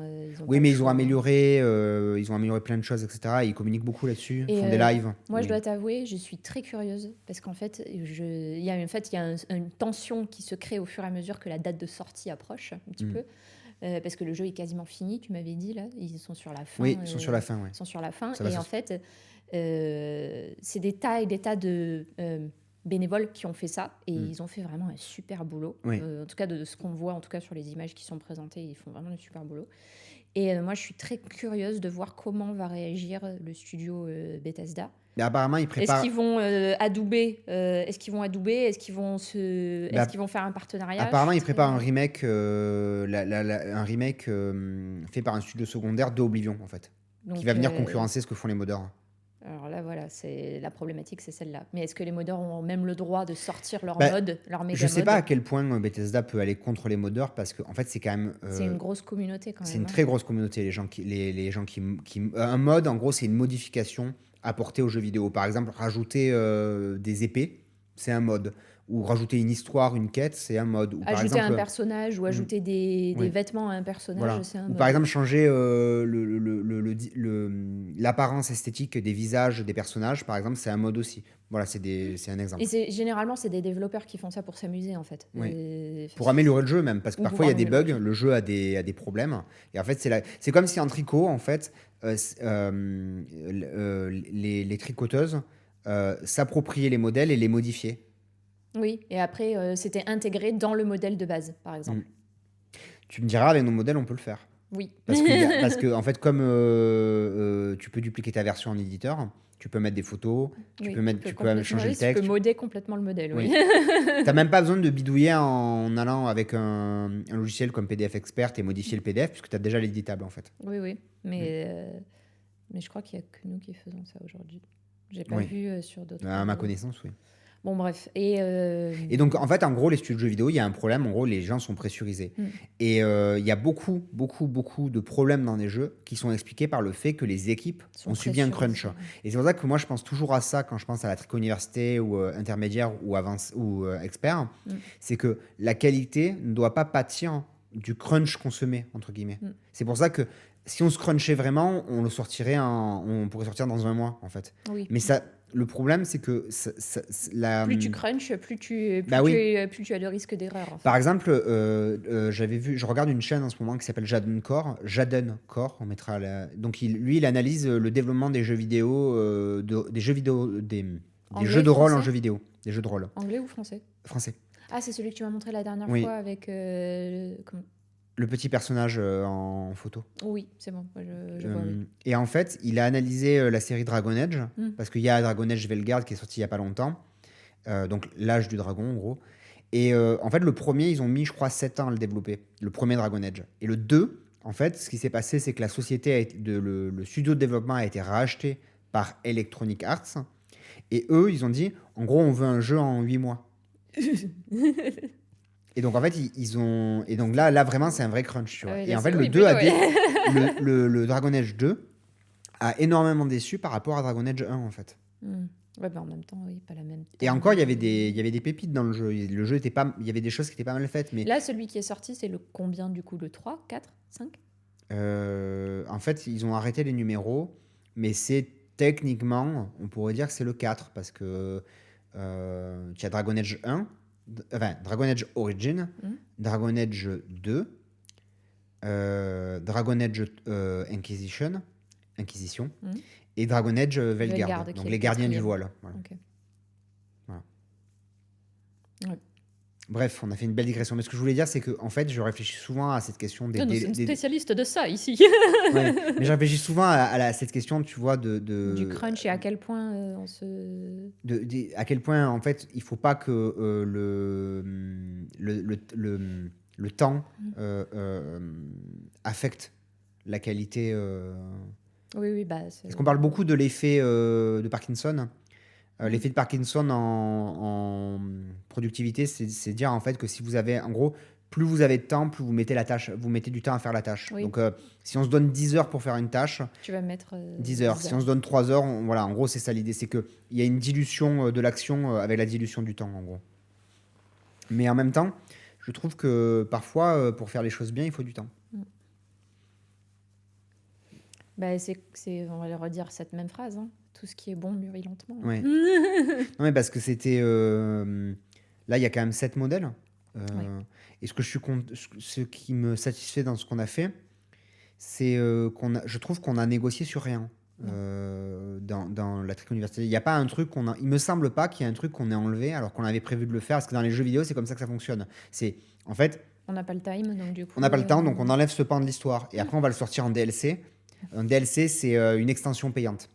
Et on va le sortir en DLC, mais c'était prévu dans le jeu de base, en fait. Oui, mais non, on n'a pas fait de ce genre de... Enfin, en tout cas, moi, dans mon contenu, j'ai pas fait ce genre de... Non, mais il me semble que on n'a rien... Il n'y a rien qu'on n'a pas... Non, tous les éléments que je voulais aborder ont été abordés. Donc, je suis même allée parfois plus loin que ce que j'aurais peut-être dû aller, mais... Même le guide, la manière dont on l'a fait... pareil, je veux dire, on n'a rien. Il me semble qu'on n'a rien abandonné. Je réfléchis, mais peut-être non, je crois pas. Non, il me semble pas. Non. Bon, bref, du coup, pour la Trick Université, je suis en train de terminer ce très grand challenge. Attends, regarde, tu sais ce que je vais faire? Laisse-moi finir mon rang. Et je vais montrer tout étalé. Le châle en question. Ah oui, j'aurais une question pendant que tu termines. Vas-y, ça me laisse finir. On a vu que le podcast de la dernière fois avait vraiment, vraiment bien marché. Et on avait eu un commentaire d'une triconaute qui disait qu'elle préférait, avec une seule caméra, où on était, par exemple, dans les fauteuils, en gros un seul plan de caméra où Jaënel et moi, on est sur le même plan. Et si vous êtes arrivé jusque-là, j'aimerais bien savoir si on se complique la vie pour rien avec 3 caméras et vous préférez avec une caméra ou on reste à 3 caméras en fait. J'aimerais bien savoir ce que vous préférez. Est-ce que vous avez préféré comment la manière dont était filmé le podcast précédent, c'est-à-dire avec une seule caméra, ou si vous préférez le podcast avec 3 caméras comme on fait aujourd'hui. Voilà. Du coup, répondez en commentaire. Qu'est-ce que vous avez préféré? Et vraiment, répondez ce que vous préférez, hein. Pas par rapport à la difficulté qu'on peut avoir à produire l'un ou l'autre, ou vraiment par rapport à ce que vous préférez. Parce que ça se trouve, on se complique la vie pour rien. C'est très important. Voilà, donc il est là. Voilà. Et mes aiguilles ne sont pas assez longues. Donc, on est sur un châle asymétrique, comme vous le voyez. Donc, bien sûr, c'est trop long. Donc, voilà, c'est beaucoup trop long. Je ne peux pas le montrer. Mais tu me demandais les angles la dernière fois. Un angle. Voilà, ça fait un châle asymétrique comme ça. Et on a le fade ici que l'on voit très bien. Du coup, la première section de fade que l'on voit très bien ici, qui est bien développée et qui est bien fadée, je trouve, qui est bien dégradée. Voilà. J'essaie de faire attention. Hein. Qui est bien dégradée. Donc vraiment première section de fade. Et la deuxième qui est en cours, je suis à peu près à la moitié de la deuxième section de dégradé. C'est encore léger parce que je suis en plein milieu dedans, mais j'ai bien avancé. Là voilà, je pense que c'est pas improbable que j'arrive à finir aujourd'hui, sinon ce soir un peu tard, mais c'est possible que j'arrive à finir aujourd'hui. Mais comme tu vois, c'est très long. T'as vu la longueur des rangs? Donc, c'est sûr, on n'est plus du tout sur le départ là où j'étais à quelques mailles. Là, on est vraiment sur des rangs bien longs. Et ça avance bien. Voilà, donc on est en route. Et je suis très contente du résultat. Vraiment, je suis très contente du résultat. Je voulais un châle asymétrique, il est bien asymétrique. Enfin, c'est ce que je voulais, quoi. À mon avis, il va être très, très, très, très, très, très, très, très beau. T'en penses quoi, toi? Moi, j'aime beaucoup. Je trouve que là, j'ai vu on a reçu le pull Lisa. Je ne dis pas trop, hein, mais le pull Lisa, et on a reçu le gilet Ninon. On vous les montrera plus tard, peut-être dans un mois. Et je trouve que chaque modèle a vraiment sa personnalité. Ils sont beaux. Sa personnalité, donc je suis content. Je trouve que c'est bien. Et encore là, Odile est en train de faire un autre des modèles qui est prévu. Et je suis très, très, très satisfaite du résultat. Ouais. Je suis très très contente du rendu. Je me souvenais pas qu'au niveau des couleurs, on avait fait aussi diversifié, c'est-à-dire à Et chaque... si, parce Ah oui. qu'on avait déterminé que c'était mieux de cette façon. Ouais. Et du Mais c'est coup, bien, ça. ça permet d'avoir des jolies couleurs bien Parce que bien là, diverses. en gros, on a un modèle bleu, Mhm. un modèle blanc, Oui, un modèle rouge, oui, un modèle vert, du coup. oui. Et les 3 autres, ils sont comment? Quelle couleur? Je crois qu'il y a des neutres. Il y a 2 neutres, je Mhm. crois. Et je me demande s'il n'y a pas un jaune, mais je ne suis plus sûre. D'accord. Je sais plus, ça fait trop longtemps. C'est compliqué. Mais hein. je crois qu'il y a un jaune, mais je suis plus sûre. Il y a une vidéo que tu as tournée, j'achète de la laine avec vous, sur Expert, justement. Qui Ah ouais? sortira. Oui. Elle sort pas ce mois-ci, mais elle sortira le mois prochain. Donc j'avais oublié. Ça fait un moment que j'avais pas pris de laine d'ailleurs. Ça fait un petit moment. Bref. Donc là précisément, je suis à mon rang, je vais attaquer mon rang 28 de fade sur 52. Et après, oui c'est ça, sur 52, c'est exactement ça. Et quand j'aurai fini mes 52 rangs, après j'aurai plus que cette laine-là à tricoter, en gros. Et cette section-là, après cette section-là, c'est rabattage et finito. Et les échantillons d'alpaga pour la vidéo d'alpaga, tu as fini? Ils sont quasiment finis. Il m'en reste un que je n'ai pas fait parce que c'est de la bouclée. Et vous connaissez mon amour de la bouclée. J'ai eu un traumatisme sur la bouclée. Donc du coup, en fait, c'est la seule que j'ai pas réussi à tricoter en faisant autre chose à côté parce qu'en fait, elle est trop relou à tricoter. Déjà, dans autre chose, ma note, tourner ma note, je me suis mis facilité à tricoter 1. Tourner les shorts privés, c'est ça? Oui, j'ai pas réussi à la faire en même temps que je tournais. Parce que Jaënel, en fait, combine le fait de tricoter les échantillons avec le fait de tourner les shorts privés pour gagner du temps. Et comme ça, c'est plus facile. Je pense qu'on va faire une vidéo sur l'acrylique, sur des tests d'acrylique aussi, de la même manière. Il va falloir que j'en prenne, du coup, puisque vraiment, normalement, j'en ai quasiment aucune. Donc peut-être une ou deux, mais pas assez pour faire une vidéo. Donc il va falloir que j'en prenne. D'ailleurs, si vous avez des marques d'acrylique que vous voulez que je teste, mettez-les dans les commentaires aussi. Déjà, on avait une triconaute qui voulait qu'on teste la Lydia Crochet, l'acrylique de Lydia Crochet Tricot. Oui, mais si vous en avez d'autres, dites-le dans les commentaires. Comme ça, je testerai plusieurs marques et je ferai un crash test. J'en soupire d'avance. Il y a souvent ce qu'on voit, c'est que c'est pas objectif. De quoi? Ce que tu publies. Et écoute, en fait, ça me fait sourire parce que c'est pas fait pour être objectif. Ça peut pas être objectif. Ça peut pas. Un avis n'est jamais objectif. Tu vois, c'est ton avis. Par contre, avec ton niveau de tricot. Je suis un humain, je suis pas. C'est ton avis avec ton niveau de tricot. C'est-à-dire, tu tricotes depuis des années, de manière active, tous les jours. Tu apprends des techniques, tu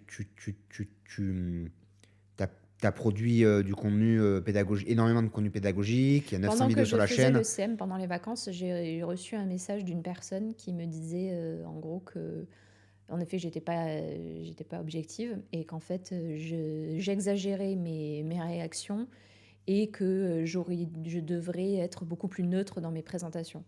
En fait, je me considère pas... Déjà, même les journalistes, ils sont pas neutres, déjà de base. Donc, si vous considérez que les journalistes sont neutres, c'est faux. Si vous considérez que les développeurs sont neutres, c'est faux aussi. Il y a des influences partout.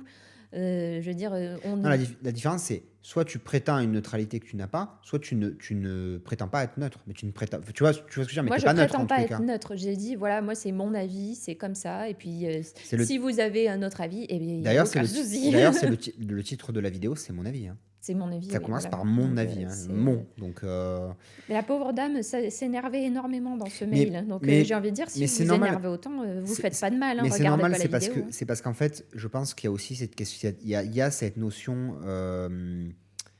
je dirais, il y a une association entre cette personne critique, ce que moi j'achète, ce que je consomme, je suis ce que je consomme, donc en fait elle me critique moi. Oui. Tu vois ce que je veux dire? Non, mais c'est pas du tout mon objectif. Tout comme par exemple, je juge. Il y a des personnes qui ont peut-être mal pris le fait que je parle de l'acrylique et que je dise voilà, c'est dangereux, etc. Déjà, oui, c'est dangereux. Et puis, c'est des. Enfin. Non, mais tu pourras t'en justifier autant que tu voudras. Tu pourras le dire de la manière la plus douce, la plus gentille, avec Je juge absolument pas En les fait, personnes qui tu peux le utilisent répéter, l'acrylique. ça marchera pas. Parce qu'en fait, tu affiches des faits, tu donnes des faits, des sources, des études. Oui, mais c'est factuel en Oui, plus. Hein. mais C'est vraiment sourcé. C'est pas mais tu peux pas. Mais tu peux pas convaincre. Tu peux pas. sorti de l'oreille. C'est pas toi qui fais changer l'opinion. C'est pas toi qui fais changer les gens d'opinion. Non. C'est les gens qui changent d'opinion par eux-mêmes, par un lent travail de construction. Mais c'est pour ça qu'en politique, quand les gens débattent en politique, il y a rien qui évolue. Parce que de toute façon, les gens qui sont de ce camp-là restent de ce camp-là, et les gens qui sont de ce camp-là restent de ce camp-là. Mais par contre, par une influence successive, comme des gouttes de pluie qui remplissent un baril, à un moment, les perspectives peuvent changer. Des gouttes de pluie qui remplissent un vase d'une goutte. Oui. Oui, c'est possible aussi, oui. Mais trop tard. Tu vois, en fait, ton influence n'est que modeste en réalité. Notre influence n'est que modeste, mais c'est petit à petit, les gens arrivent à leur conclusion, et puis il y a des gens qui en bougent pas. Et en fait, tout processus de changement, ou même de tentative de changement, inclut forcément des réactions épidermiques de la part de personnes qui sont convaincues de faits. Parce que, si tu veux, leur dire que la réalité n'est pas la réalité à laquelle elles adhèrent, déjà crée toujours un conflit, mais même dans une vie personnelle, en fait. Quand quelqu'un te dit, il peut t'amener de la manière la plus gentille possible, la plus pacifique possible, mais il te dit qu'en fait, en réalité, il sous-entend que la manière dont tu fonctionnes n'est peut-être pas la bonne manière, et que tu devrais fonctionner différemment, ou que tu as des alternatives, etc. Tu peux potentiellement te braquer. Oui. Mais te braquer en extérieur, mais en fait, potentiellement, mais en fait, en intérieur, tu es toujours choqué. La différence, c'est à l'extérieur, dans ton comportement extérieur, dans la réaction que tu vas avoir, tu peux potentiellement te braquer ou le prendre bien, mais à l'intérieur, tu vas forcément être choqué, parce qu'en fait, la personne, elle attaque les fondations de tes croyances. Donc en fait, tu le prends comme ça, tu vois. Même attaquer, c'est déjà un mot qui est pas neutre, tu vois. Mais le fait que la personne te dise qu'il y a une autre réalité qui peut exister que la réalité à laquelle tu crois, c'est toujours pris intérieurement, et c'est logique comme une attaque. La question, c'est est-ce que tu arrives à aller au-delà du fait de cette perception que c'est une attaque et évoluer, ou tu restes sur le fait que c'est une attaque, et donc tu rentres dans un comportement extérieur, en fait, qui est soit le fait de ne pas changer, de rester calme, mais de ne pas évoluer, de ne pas changer, de ne pas remettre en question ta perspective, soit de réagir de manière épidermique, donc plusieurs choix, insultant, accablant, chercher à relever des potentielles incohérences dans le discours de ton interlocuteur pour te concentrer sur son changement à lui plutôt que ton changement à toi, tu vois. Non, mais regarde pas comme ça. Mais oui, c'est des discussions qu'on a forcément. Mais ce que je veux dire, c'est que par exemple, sur la vidéo sur l'acrylique qui a fait beaucoup de vues, il y a 2 personnes qui te disent quelle incohérence de parler de l'acrylique alors que vous avez une peau en acrylique derrière vous, là, sur celle sur laquelle je suis assis. Ben, en fait, il se trouve que c'est pas une peau en acrylique. Non, c'est des vrais moutons. Et en fait, même, je vais te dire un truc, 90% de l'image, il y a des matières naturelles. Oui. Mais la personne va se concentrer sur les 5% qu'on voit à l'écran qui sont là, 5% ou 3%, en supposant que c'est de l'acrylique. Pourquoi ? Pour t'accabler toi, tu vois ? Parce que c'est de l'accablement, en fait. C'est une posture, c'est t'accabler, en fait, te mettre en faute. Ton travail n'est toujours qu'une goutte d'eau dans l'évolution des perspectives individuelles, tu vois, des gens. C'est-à-dire qu'en fait... mais une goutte d'eau peut faire beaucoup de travail. Bien sûr. Enfin, mais je dis pas qu'il faut pas le faire. Ce que je dis, c'est que c'est toujours une position... comment dire ? Ce que je dis, c'est que c'est toujours une position précaire que de chercher à faire évoluer les perspectives des gens. Oui. Parce que, intérieurement, nous prenons toujours mal, intérieurement, nous prenons toujours comme une attaque les gens qui remettent en question la manière dont on perçoit le monde. Tu es le messager. Voilà. Et ça demande un travail sur soi que nous, on essaie de faire, qu'on ne fait pas toujours, qu'on essaie de faire. Je ne suis pas en mode la messe. Mais c'est quelque chose auquel je réfléchis beaucoup parce que en fait, on met plus d'énergie à poser des objections, à ne pas faire une action qui pourrait résoudre quelque chose, qu'à mettre de l'énergie à faire l'action qui pourrait résoudre quelque chose. Et en fait, il y a une phrase de Roosevelt que je trouve géniale. Elle est géniale. C'est les gagnants, les perdants trouvent des excuses, les gagnants trouvent des moyens. Et en fait, elle est géniale. Et Terry Goodkind, dans L'épée de vérité, qui ne sont pas des bouquins excellents en vrai, mais Terry Goodkind dit quelque chose. Il y a dans le premier livre, qui est en fait chaque livre est une leçon du sorcier. Chaque livre se termine par une leçon philosophique. Parce qu'en fait, Terry Goodkind, il faut savoir que il est libertarien et il a été extrêmement inspiré en fait par Ayn Rand. Il a pris Ayn Rand comme un modèle en fait. Et lui-même dans sa vie de tous les jours avait une vision extrêmement libertarienne. Dans les interviews, par exemple, il estime qu'il ne faudrait même pas qu'il y ait d'autoroute, qu'on paye un péage à l'autoroute, etc., etc. Et en fait, la première leçon du sorcier, je crois que c'est concentre-toi sur la solution et pas sur le problème. Et c'est la même chose. Et en fait, quand tu fais une vidéo qui remet en question des perspectives, forcément, dans les gens qui ne pensent pas comme toi, qui n'ont pas les mêmes perspectives, les mêmes fondations que toi dans leur construction du monde, une partie de base énorme va mettre, une majorité, vont mettre plus d'énergie à poser des objections en, par exemple, t'insultant, t'accablant, en cherchant à repérer les paradoxes, les incohérences que tu as dans ton discours, et tu vois, entre ton ethos, ton pathos et ton pathos, là je suis fatigué, ton logos, ton pathos et ton ethos. Et en fait, alors que plutôt que de mettre de l'énergie à chercher à essayer des alternatives et à trouver des solutions, tu vois ce que je veux dire, tu vois l'idée, ce que je veux dire en fait. Oui. Et moi je pense que la leçon qu'on doit tirer de ça, c'est toujours mettre plus de moyens, plus d'efforts dans la recherche de solutions que dans la contradiction, dans les objections aux gens qui t'apportent des solutions. C'est pour ça qu'Aymeric, je l'écoute toujours. Je teste toujours les solutions qu'il me donne. Mais ouais. Je teste toujours Parfois, il n'est pas légitime à me donner ces conseils-là parce que, par exemple, je sais pas moi, il va me donner des conseils. Là, par exemple, celui que tu m'as donné ce matin, le truc d'Etchebest, par exemple. Oui, par exemple, sur la cuisine, il cuisine que pour lui. Moi, je cuisine pour une famille entière. Il a forcément pas les mêmes problématiques que lui. Je pourrais me braquer en disant, mais qui es-tu? Es-tu légitime? Ou, mais moi, ma situation est différente, etc. Mais surtout pas une once d'énergie là-dedans. Dès qu'il me donne une idée, je la teste. Parfois, ça marche, parfois, ça marche pas. Mais c'est toujours mieux que de retenter toujours les mêmes choses qui échouent. Oui, c'est sûr. Tu vois la leçon que j'en tire en fait de ce genre de comportement en fait, c'est pas grave du tout qu'il y ait des gens qui cherchent à pinailler et parce que d'ailleurs la personne quand tu lui réponds, tu lui donnes la référence du produit et tu lui dis que la peau c'est pas une peau en acrylique. Pas une peau en acrylique, c'est une vraie peau de mouton. C'est une vraie peau de mouton et qu'en fait l'animal n'a pas été tué pour sa peau, mais qu'en fait c'est l'objet d'une récupération. En gros, on tue pas l'animal pour sa peau, voilà, c'est l'idée. En fait, et tu lui donnes le lien du produit qui prouve le truc et tout. Qu'est-ce qu'elle fait?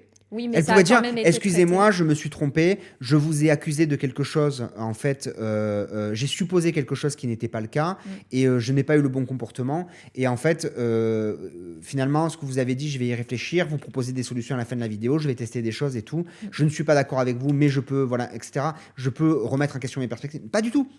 Non, la personne, qu'est-ce qu'elle fait? Elle dit, oui, mais le traitement, elle me copie-colle Google en disant en gros que le traitement de la peau a nécessité des transformations et donc personne n'est parfait. Il n'y a rien qui sort de ça. C'est stérile. C'est-à-dire qu'à la fin, à la fin, elle n'a rien changé dans sa vie. Moi, je n'ai rien changé. Ou toi, tu n'as rien changé. On n'a rien changé. Tu vois ce que je veux dire? C'est complètement stérile. Parce que c'est des positions... Tu sais, d'ailleurs, Carnegie en parle de ça. Dale Carnegie... Livre exceptionnel. Ça a été un des premiers livres qu'on a lu qui nous a fait beaucoup de bien. Le titre est pas bon. Hein. Le titre est bon et pas bon à la fois. Le titre est bon en termes de marketing, mais mauvais en termes de vérité. C'est comment se faire des amis et les influencer. Alors qu'en fait, ça devrait s'appeler comment avoir un bon comportement envers les autres et donc du coup avoir des amis. Voilà. Oui, c'est vrai. C'est vrai que ça serait plus adapté. C'est que ça. Hein. Le livre Parce qu'en plus, il n'y a même pas de côté d'influence, en fait. Il n'y a vraiment pas ce côté-là. Le seul côté qu'il y a, c'est répéter le prénom des gens parce que c'est le mot c'est le mot préféré de tout le monde, en fait. Mais tout le reste, je crois qu'une des premières leçons, je ne sais plus à combien de thèmes, c'est ne vous plaignez pas, ne critiquez pas et n'accablez pas. N'accablez pas, oui. Ça, je m'en souviens. Et c'est vrai, quand tu accables quelqu'un, je pense qu'il faudrait qu'on le relise, ce livre. Oui, c'est un livre à relire une fois. Il faudrait qu'on le relise, genre au jour de toutes ces années passées. Il faudrait qu'on le relise et qu'on se dise... Et en fait, parce que tu vas voir d'autres éléments que nous n'avons pas vus. Et on oublie des choses aussi. À l'aube de et on oublie aussi des leçons. Oui. On oublie des leçons. Mais moi, ma préférée, c'est vraiment celle-là. Ne critiquez pas, ne vous plaignez pas et n'accablez pas. Je crois que c'est accablez pas. Et c'est vrai que quand tu accables quelqu'un, c'est la pire manière de l'aider à évoluer ou de l'aider à changer ses perspectives. J'aurais beaucoup dit perspectives. Un jeu à boire avec. Mais ce que je veux dire, c'est que c'est intéressant, cette idée. Je trouve que c'est vraiment le pire comportement à avoir que de poser des objections quand on te donne des conseils. Parce que le premier puni, c'est toi. Parce que tu peux pas... parce qu'en fait, il y a même parfois des personnes, au final, qui te font des propositions qui sont, je suis désolée, out of the box, qui sont en dehors de la boîte de ce à quoi on pourrait penser de prime abord, sur lequel, en fait, on va forcément avoir des arrêts parce qu'on se dit oui, mais non, ça peut pas fonctionner parce que blablabla, parce que croyance limitante, parce que pensée normée, parce que, voilà, plein de choses. Alors qu'en fait, ça peut être une solution, en fait. Mais parfois, parfois, tu as la tête trop dans le problème. Oui, je sais, oui. Non, mais tu général, c'est pas oui, toi. Désolé, je l'ai quand même pris pour moi. Non, mais parfois, on a la tête trop dans le problème et donc tu peux pas penser en mode solution. Et quelqu'un qui n'est pas dans le problème, il va penser en mode solution. Et en fait, même si ce qu'il te dit, il est pas le plus légitime, il n'a pas l'éthos, il n'a pas la personnalité pour te le suggérer. Mais en fait, le fait qu'il soit pas dans le problème, déjà, en fait, ça peut apporter une solution. Et de toute manière, quand tout ce que tu fais a échoué, tu n'as rien à perdre à tester une itération supplémentaire. Quel est le risque de tester un truc en plus quand tout a déjà été testé? Bref, je voulais aussi montrer le nouveau modèle du mois, qui est Marie-Annick, très jolie écharpe à capuche, qui est là, voilà. Donc on est sur une vraie capuche, vraie de vrai. J'en ai parlé dans le live créatif de la dernière fois, mais en gros, c'est une vraie capuche qui descend bien bas. Bienvenue qui est bien au Moyen-Âge. Comment ? Bienvenue au Moyen-Âge. Bienvenue au Moyen-Âge. Mais tu sais ce qu'il te dit, le Moyen-Âge ? Dites-moi, la gueuse. Oh, mais dis donc. Je te permets pas. La coureuse de rempart. Je te permets pas, dis donc. On va pas élever les cochons ensemble, hein. Bref. Donc du coup... on a une vraie capuche qui descend jusqu'en bas, qui protège et qui prend bien en compte les cheveux longs / épais. J'ai les cheveux longs, regardez ce qui sort seulement, juste ces petits poils-là. Là. Voilà, donc on est vraiment sur quelque chose qui vraiment prend bien en compte tous les cheveux longs. En plus, j'ai les cheveux attachés aujourd'hui. Donc vous voyez que c'est pas du tout gêné, je suis pas du tout serrée ou quoi dedans. Et j'ai vraiment une capuche qui fait vraiment capuche. Genre j'ai pas un truc qui est là comme ça, là. Voilà, et avec la moitié du crâne qui est dehors. Non, on est sur une vraie capuche, une vraie de vraie, avec des vraies écharpes, vraies de vraies, bien longues, pour avoir vraiment une bonne protection au niveau du cou. Vous pouvez même faire un petit nœud. Heureusement qu'il n'y a pas de micro. Hein. Voilà, vous pouvez même faire un petit nœud supplémentaire, genre comme les flight attendants de Emirates, tu sais, elles ont un petit... Ah oui, j'ai mis du temps. C'est comment ça s'appelle en français? Je suis désolée, je vous promets, je fais pas exprès. Les hôtesses de l'air. Les hôtesses de l'air, merci. Je vous promets, je fais pas exprès. Comme je parle souvent en anglais, j'ai parfois du mal, même je lis beaucoup en anglais, etc. J'ai du mal parfois. C'est pas grave, je pense que les triconautes comprennent que... Mais je sais pas, il y en a peut-être que ça énerve, mais j'essaie vraiment de faire attention, mais ça me... Mais de toute façon, tu peux pas, je veux dire, c'est comme ça, quand t'as un tic de langage, tu vois. T'as vu? Quand t'as un tic de langage, tu vois, tu peux pas c'est très difficile. Là, ça s'emballe. Ça s'emballe, le truc. Bref, donc du coup, Marianne, vraie écharpe à capuche bien ronde, avec une capuche travaillée comme au Moyen-Âge. Non, comme un talon de chaussette, pour avoir quelque chose de bien arrondi.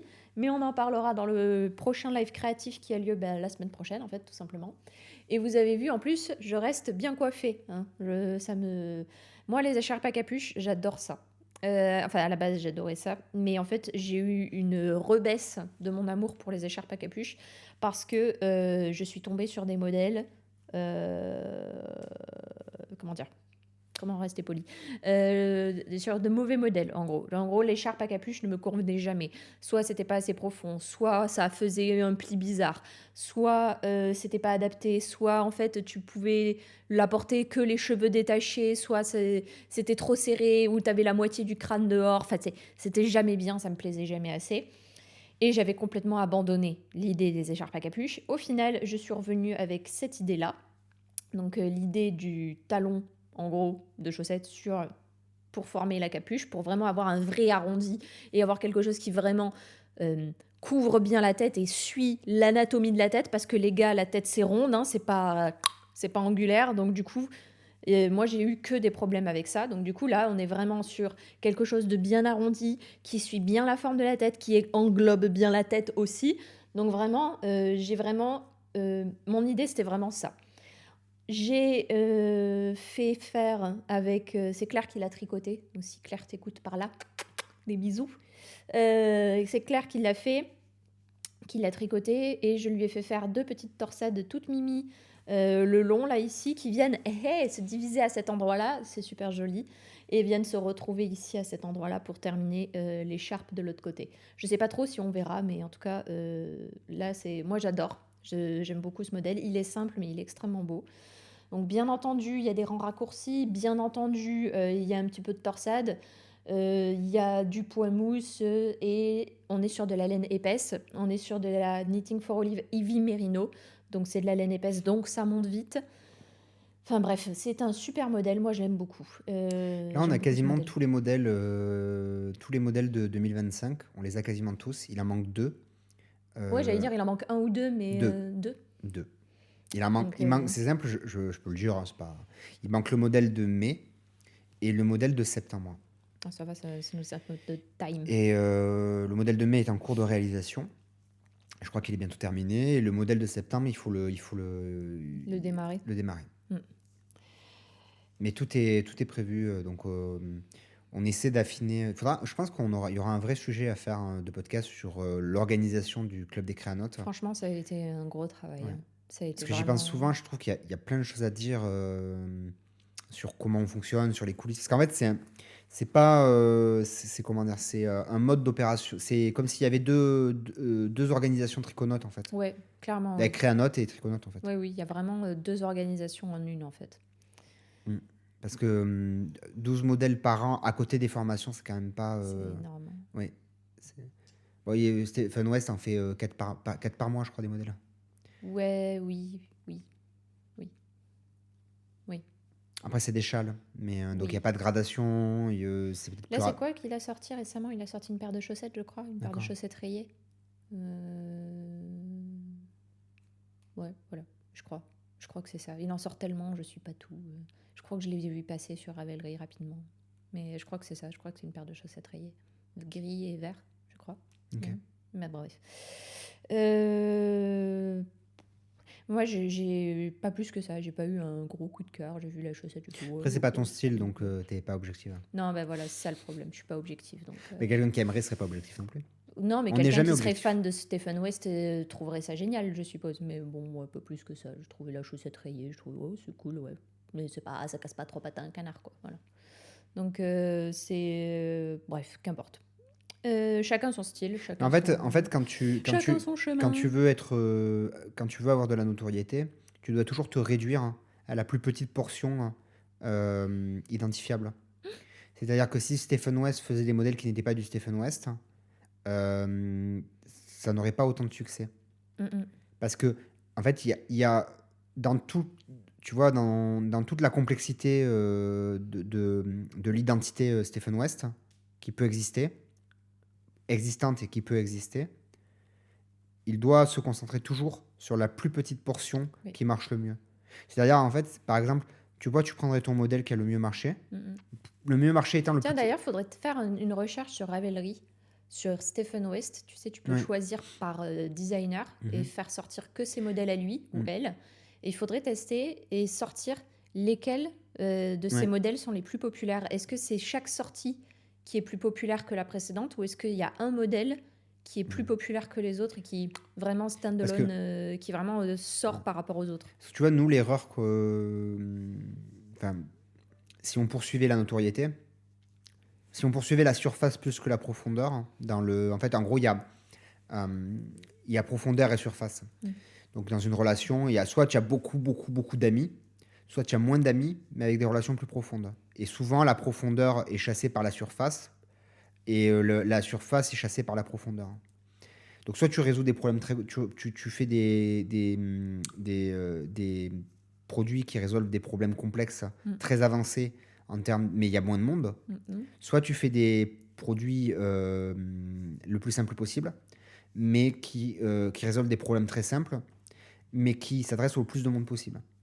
Parce que moi, ce que je veux dire, c'est que par exemple, comment ça se formaliserait pour nous, ça serait par exemple que tu prends les 3 modèles qui ont été le plus tricotés chez toi, et tu te mets à faire des variantes des 3 modèles que tu as tricotés. Comme Ito Mishida. Les plus tricotés.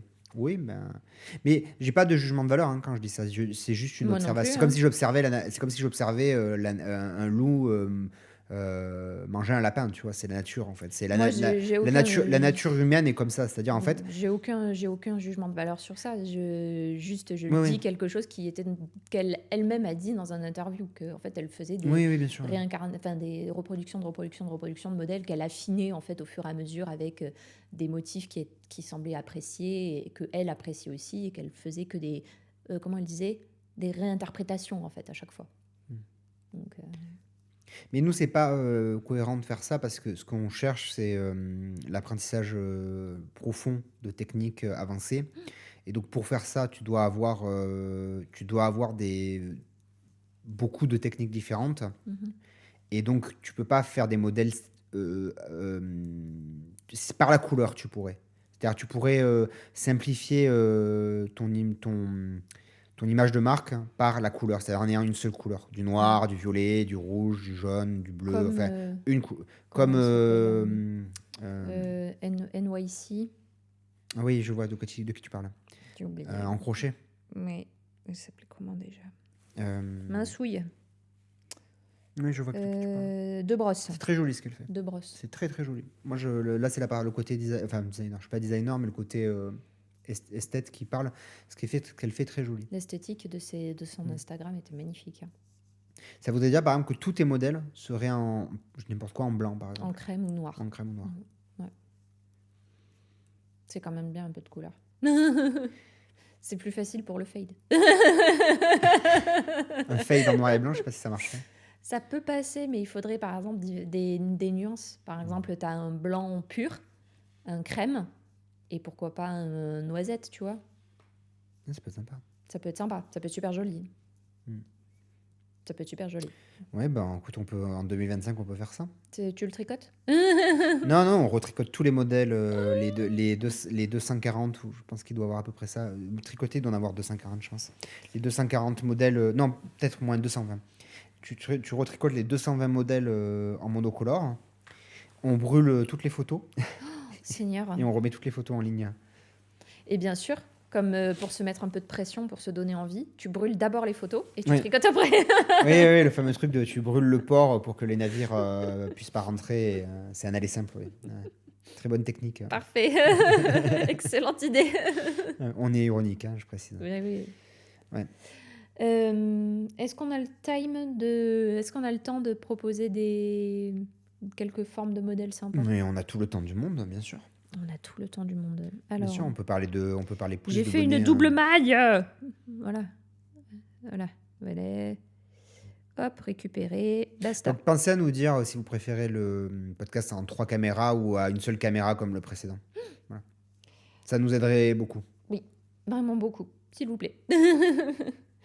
Alors, Parce qu'en fait, je compte installer un. En gros, ça, c'est ce qui va arriver après la Tricot Université Expert. Bon, on fait les bonnets d'abord, on en parlera après. On fait les bonnets d'abord. Les bonnets d'abord. Alors, en fait, je voulais surtout revenir sur quelques formes un peu sympas parce que l'écharpe à capuche, comme j'ai dit, moi j'ai eu pas mal de déboires sur les écharpes à capuche. En général, les écharpes à capuche, déjà, on vous les fait faire en 2 morceaux. D'ailleurs, j'ai eu une idée pendant qu'on parlait. Je me suis dit qu'en fait, il y avait une possibilité aussi, mais je crois que je l'avais vu aussi, mais je n'étais pas convaincue, de partir sur une écharpe à capuche avec ce format de bonnet qui est le format de bonnet oreille péruvien, comme ça. Donc en fait, tu as un bonnet de base et après, tu as 2 extensions qui viennent couvrir les oreilles comme ça. D'où le fait bonnet péruvien. Et je me suis dit, mais il y aurait eu moyen aussi si j'avais voulu, mais c'est pas vraiment capuche, c'est bonnet capuche. Enfin, c'est bonnet écharpe bonnet, pas vraiment capuche. La capuche, il y a vraiment ce côté où ça descend bas. Là, moi, ça s'arrête, la nuque, elle n'est pas couverte. Donc, alors que la capuche descend jusqu'à ma nuque. Donc, il y aurait peut-être eu moyen aussi de bidouiller un truc avec le bonnet comme ça, le bonnet péruvien, et tu fais en fait 2 gros morceaux qui tombent, mais tu peux pas les faire trop larges parce que si c'est trop large, ça vient de couvrir les yeux comme ça, là, et tu descends comme ça. Bref, c'est. Je sais pas. Il y aurait peut-être eu un truc. En tous les cas, les écharpes à capuche, j'en ai fait différentes formes. J'ai eu l'écharpe en 2 morceaux avec le rectangle tricoté assemblé sur une écharpe, et après tu plies le rectangle et boum, ça fait une écharpe à capuche. C'est pas dingue. Il y a eu le côté relevé où j'étais pas convaincue non plus. Il y a eu le côté c'était mi-relevé, mi-rang raccourci. Enfin, c'était pas dingue non plus en termes de rendu. J'explique tout ça dans le dernier live créatif, donc c'est pour ça que je rentre pas trop dans le détail, mais pour pas refaire un redit de live créatif. Mais en gros, les écharpes à capuche, moi j'ai vraiment voulu la travailler différemment par rapport à tous les modèles que j'avais eus auparavant parce que j'étais pas convaincue du rendu. En termes de forme de bonnet, après, il y a bien entendu d'autres formes qui sont très sympas. Par exemple, moi j'aime bien le bonnet péruvien, même s'il a un peu ce côté un peu rigolo, on va dire, avec les pendants comme ça. Mais il couvre bien les oreilles, on ne peut pas lui enlever. Il y a en autre forme de bonnet, donc ça c'est très important, là c'est vraiment le côté cache, comme ça, le côté cache oreille, c'est ça qui va vraiment faire toute la forme du bonnet. Il y a le béret. J'en ai pris 2. Donc le béret, on va dire le béret slouchy, on va dire, qui est plutôt là, qui se met comme ça sur le bord de la tête. Les bérets se portent sur le bord de la tête, vraiment, bord. Hein. Donc n'attendez pas, là, c'est moyen parce que j'ai les cheveux attachés, j'ai pas trop envie de me rattacher les cheveux, mais c'est vraiment sur le bord de tête et vraiment c'est pas fait pour vous couvrir les oreilles. Si vous avez un bonnet, un béret comme ça, c'est pas un béret, c'est un bonnet. Donc du coup, ça, le béret. Voilà. De toute façon, on pourra mettre des photos. Bien sûr. Donc, tout est possible. Donc là, on a le béret ici, qui était le beau béret, pas Géraldine, qui est le béret... Magali. Donc lui, c'est le format tout jersey. Et j'aimais bien aussi ce béret-là, qui est de la formation Mon bonnet à la carte. J'aime beaucoup parce que lui, il est formé différemment. Lui, il a des augmentations comme ça, en rayon, comme un pie, en fait, comme un châle-pie. Donc concentrique, en fait. Et je l'aime beaucoup, celui-là. Je le mets pas parce que c'est une taille enfant, hein, donc j'ai pas envie de l'abîmer. Mais j'aime beaucoup celui-là parce que là, on est vraiment sur la vraie forme de bonnet parisien, à proprement parler. En plus, il a le petit kiki, là. D'ailleurs, le modèle qui manque dans le club des créanotes pour septembre, ça sera le premier modèle enfant. Enfin, pas le premier modèle, mais le premier modèle de pull enfant. Du exact. Club. Mais vous l'aurez aussi en adulte. En adulte, on en parle un peu comme ça, mais en gros, on a voulu faire le modèle de pull ultime. Donc vraiment, il va être... Tu te rappelles, c'est comme ça qu'on l'a pensé. Hein. Oui, mais je pense qu'il va être super sympa. Parce qu'il est dans toutes les tailles et comment ? Ils vont être super sympas, je pense. Oui, bien sûr. Moi, il y a toujours ce moment en fait où j'ai créé le modèle et je me dis, ça fait quand même un moment. Est-ce que tu es sûr ? Est-ce que ça va être bien ? C'est un modèle d'intersia en fait, mais on l'a pensé pour être un modèle d'intersia, ce qu'on appelle minimaliste. À la fois figuratif, mais minimaliste. Il montre quelque chose qui existe, mais de manière minimaliste. Ouais, vraiment, je pense qu'il peut être bien. Bref, il va être bien. Ça demandait un gros travail parce que tu as fait enfant, bébé, c'est bébé aussi. Hein ? Oui. Et oui, bébé, enfant, adulte. Et tu as fait 5 ou 6 motifs différents. Oui. Quand même. C'était... Je l'ai remis en page il n'y a pas longtemps, c'est pour ça. Et quand je l'ai remis en page tous les modèles, je l'ai vu, mais je dis, oula, oui, celui-là, il est... Oui, il y avait beaucoup de... Déjà, il y avait des diagrammes. Il s'appelle comment? Marie. Marie, Marie. tout simplement. Marie, oui. Donc voilà, le petit béret. D'ailleurs, les bérets, vous pouvez le remarquer par rapport au bonnet, ils sont à plat. Hein. Ils tiennent plat par rapport au reste en général. S'ils sont bien faits, ils tiennent plat. Est-ce que tu le lances comme ça et s'il retombe sur le côté... C'est une crêpe. Ouais. Ça va être la saison des crêpes bientôt, non? Oh, c'est la saison toujours de quelque chose. Hein, le grand complot du calendrier. Donc voilà, ça doit être une crêpe. Faudrait qu'on fasse un podcast sur les complots aussi. J'adore les complots. Les complots? Oui, les théories du complot plutôt. Avant d'être un complot, c'est d'abord une théorie. La fameuse balaclava qui est le modèle préféré de Matou. Oui, tu veux la mettre? Si vraiment, je sais pas. Non, je t'oblige pas si t'as pas envie. Donc la balaclava qui pourrait être une écharpe à capuche, hein, potentiellement d'ailleurs. Ça pourrait être une base d'écharpe à capuche et après tu lui colles deux gros rectangles et ça fait une écharpe à capuche. Tu colles une cape. Une cape. Ouais. Et tu deviens un super-héros. Tu deviens un super-héros masqué. Ouais. Attends, vas-y, rien que pour toi. C'est dingue, Voilà. tu sais, C'est bien parce que je t'aime. Hein. Merci. Voilà. Moi aussi, je m'aime beaucoup. Voilà. Tu sais d'où ça vient? Mais c'est pas Alain Delon, non? Non, ça vient de... Alain Delon aime Alain Delon. Non, ça vient du film... comment ça s'appelle déjà? Moi aussi, je m'aime. Ça vient du film de Park Chan-wook.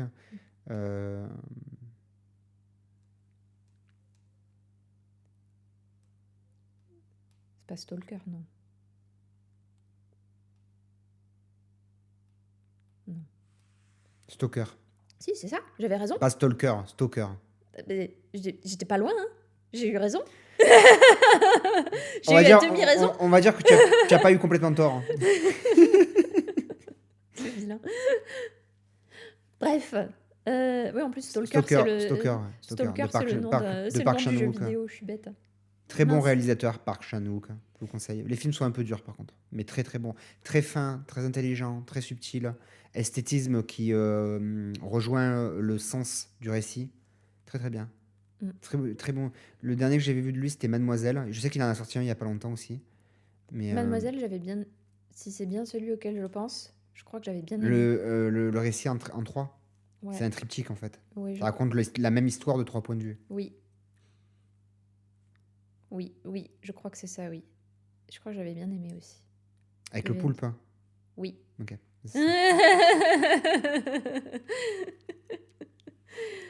Bref, j'avais bien aimé aussi, j'avais trouvé l'esthétique. 39 pages, Marie. 39 pages. Le pull ultime Intercia, il fait 39 pages. Bah oui, il y a 3 modèles.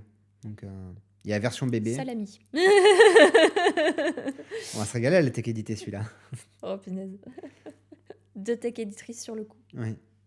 Donc, balaclava, extrêmement adapté, bien entendu, si vous êtes dans un pays froid, hein, pas du tout adapté si vous êtes dans un pays chaud ou dans une zone chaude, type sud de la France. Clairement, ça vous aidera pas, ça. Vous en aurez pas besoin, en tout cas. Si vous êtes dans le nord, je pense un peu plus. En tous les cas, d'ailleurs... Ça peut être une bonne base d'ailleurs, hein. Vraiment, je confirme, je pense, de écharpe à capuche. Et après, tu fais redémarrer en bas, là, comme ça. Ça peut être une bonne base. En vrai, il y a un truc. Bref, qu'importe. Je suis encore dans mes idées. Autre forme de bonnet. Je vous ai quand même inclus ce bonnet-là. Parce que je l'appelle le bonnet de la flemme. Et je voulais en fait vous en parler un petit peu parce que j'en parle rapidement. Il n'est pas sorti encore celui-là. Il n'est pas sorti lui?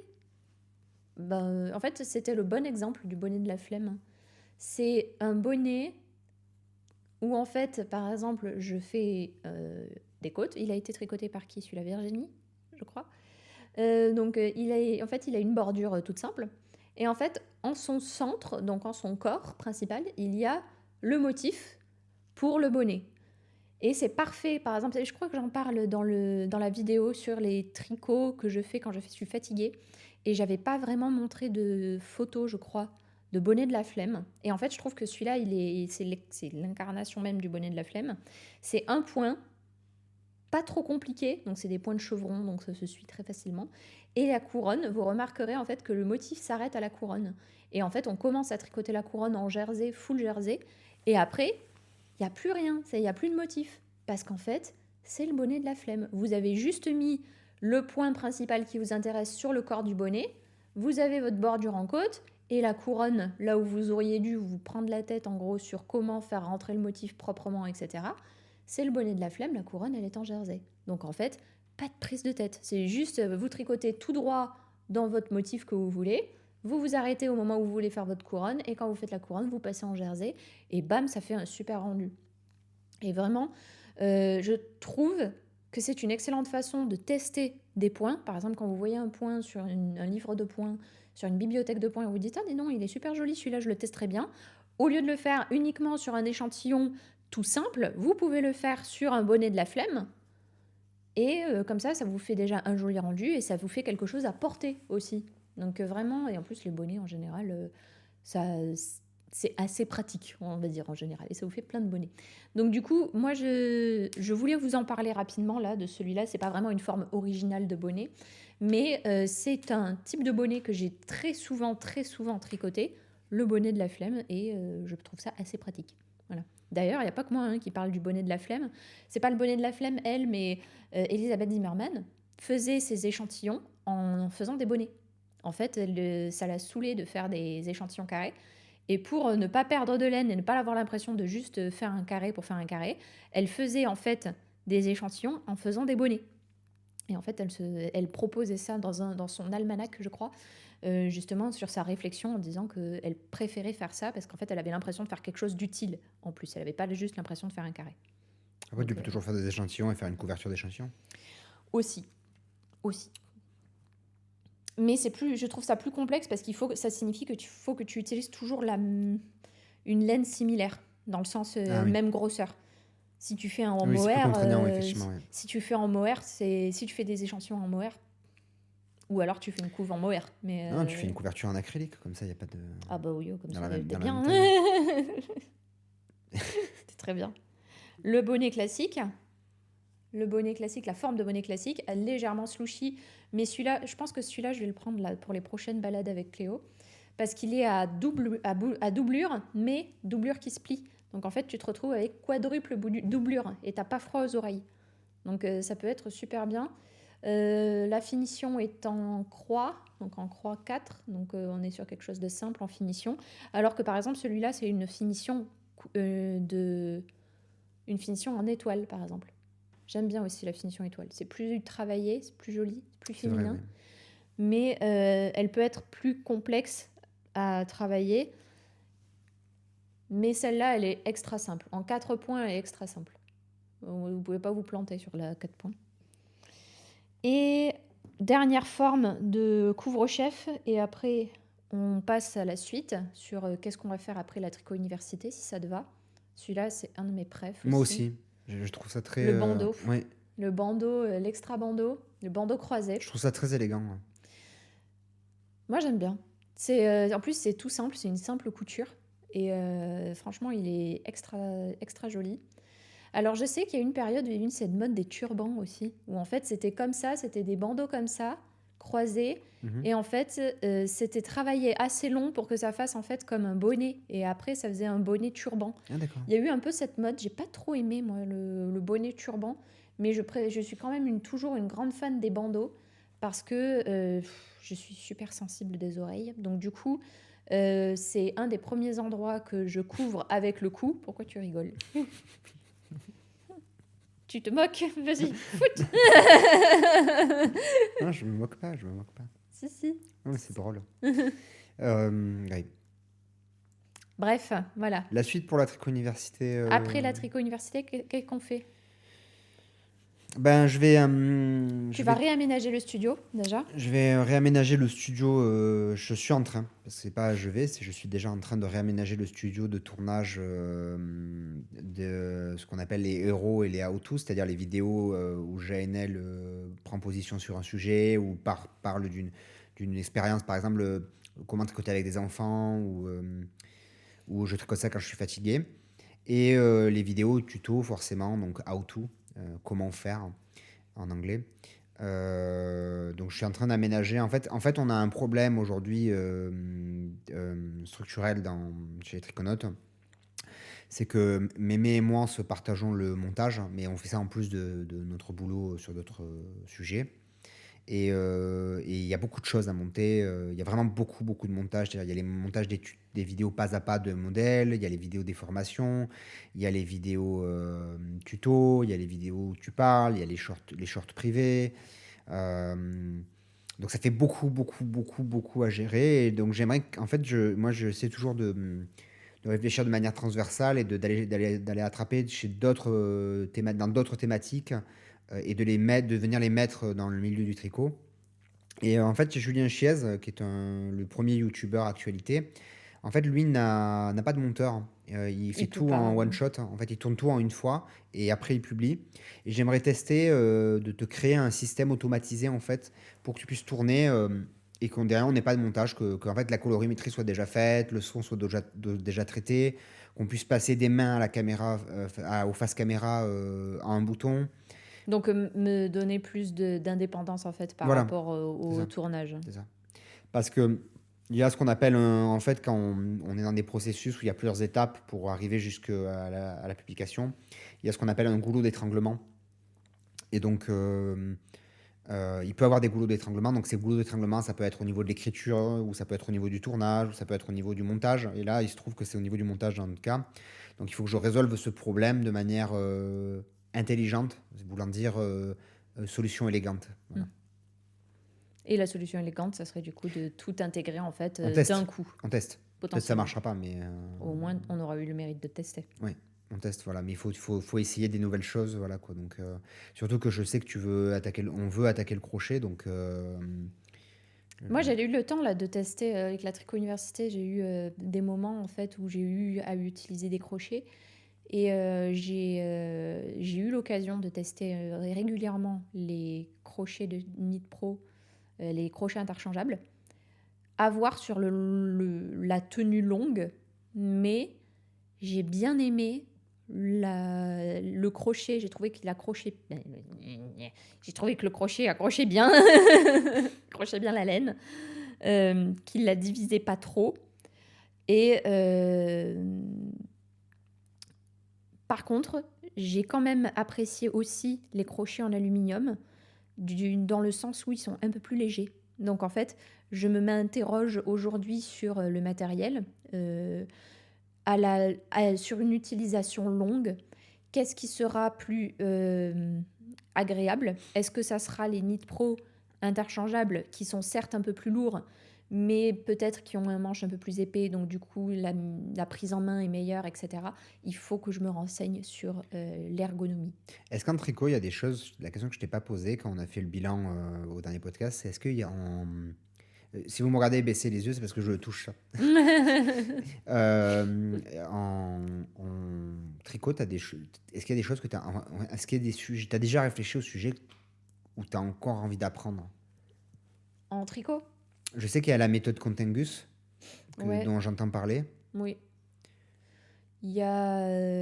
Tu peux nous expliquer un peu ce que c'est ? En gros, c'est une façon de créer un pull, en gros. Voilà, qui est plus adapté. Okay. Et moi, une autre technique sur laquelle j'aimerais me pencher vraiment en tricot... Voyons, Orenbourg, on l'a fait. Châtelander, on a fait... Il y a des projets en cours qui ne sont pas fermés, qui sont les Jacquard Cathédrales, dont il y en a un qui va sortir début 2026. Oui. Donc il y en aura 2 autres. Il y a la couverture dont on a parlé à relief qu'il faudra faire, qui reproduit une carte, on en avait parlé dans un des podcasts. Ah oui, c'est vrai, j'avais oublié ça. Il y avait le châle musical qu'on avait parlé aussi, tu vois, c'est des idées, mais c'est pas des choses sur lesquelles tu vas progresser toi. C'est pas des nouvelles techniques que tu n'as jamais explorées. C'est des idées de design en fait. Oui. Donc, c'est renforcer les compétences. De nouvelles techniques que j'aimerais peut-être réfléchir, je sais pas, franchement. T'as du mal je là. sais que Je sais que je suis pas trop sur par exemple, les peluches hyper réalistes, par exemple. Voir comment ça se forme, comprendre comment ça se forme. Ça m'intéresse plus que la méthode Contingus, en fait, qui est en soi pas... quand t'as pigé comment ça marche après. Une peluche dans le club des créanotes. Une peluche réaliste. Ou des peluches. Tu sais, il y a comment elle s'appelle Oui, il y a une set designer là, qui fait des designs hyper poussés, hyper réalistes. Je sais plus ça m'a mon nom Claire Garland, non? Voilà, parfait. Et ça revient de... Tu vois, comme quoi je me tiens au courant quand même. Ouais. Et ça, j'aime bien, ça m'intéresse plus, tu vois. Mais Parce que pour itérer sur la fusion entre le crochet et le tricot, pour créer de la matière là-dessus, pour apprendre, il va forcément falloir que tu apprennes le crochet. Donc l'étape avant la fusion entre les deux, c'est c'est A plus B, 1 plus 1 égale 2, tu vois, il te faut les deux 1. Et donc tu as le premier 1 avec le tricot, il te faut le deuxième 1 avec le crochet, et après tu pourras aller sur la fusion si tu en as envie. Mais c'est l'étape 3 en fait. L'étape 2, c'est le crochet forcément. Oui. Mais je pense qu'en tricot, c'est important aussi que tu continues d'apprendre de nouvelles choses. Parce que renforcer les compétences acquises, c'est bien, mais c'est aussi important que tu gardes ton intérêt pour la discipline. Tu vois. Surtout que tu as plein de sujets que tu veux aborder. Non, mais j'essaie de me tenir au courant de est-ce qu'il y a des nouvelles techniques qui sortent, par exemple des nouvelles techniques de design ou de nouveaux éléments comme ça qui vraiment pourraient être intéressants. Aujourd'hui, c'est un peu difficile. Il n'y a pas grand-chose qui vraiment attrape mon œil, à part là ce que je t'ai dit là sur les peluches où je me dis ça m'intrigue en fait. Il y a le mini tricot, mais je suis pas fan plus. C'est quoi le mini tricot?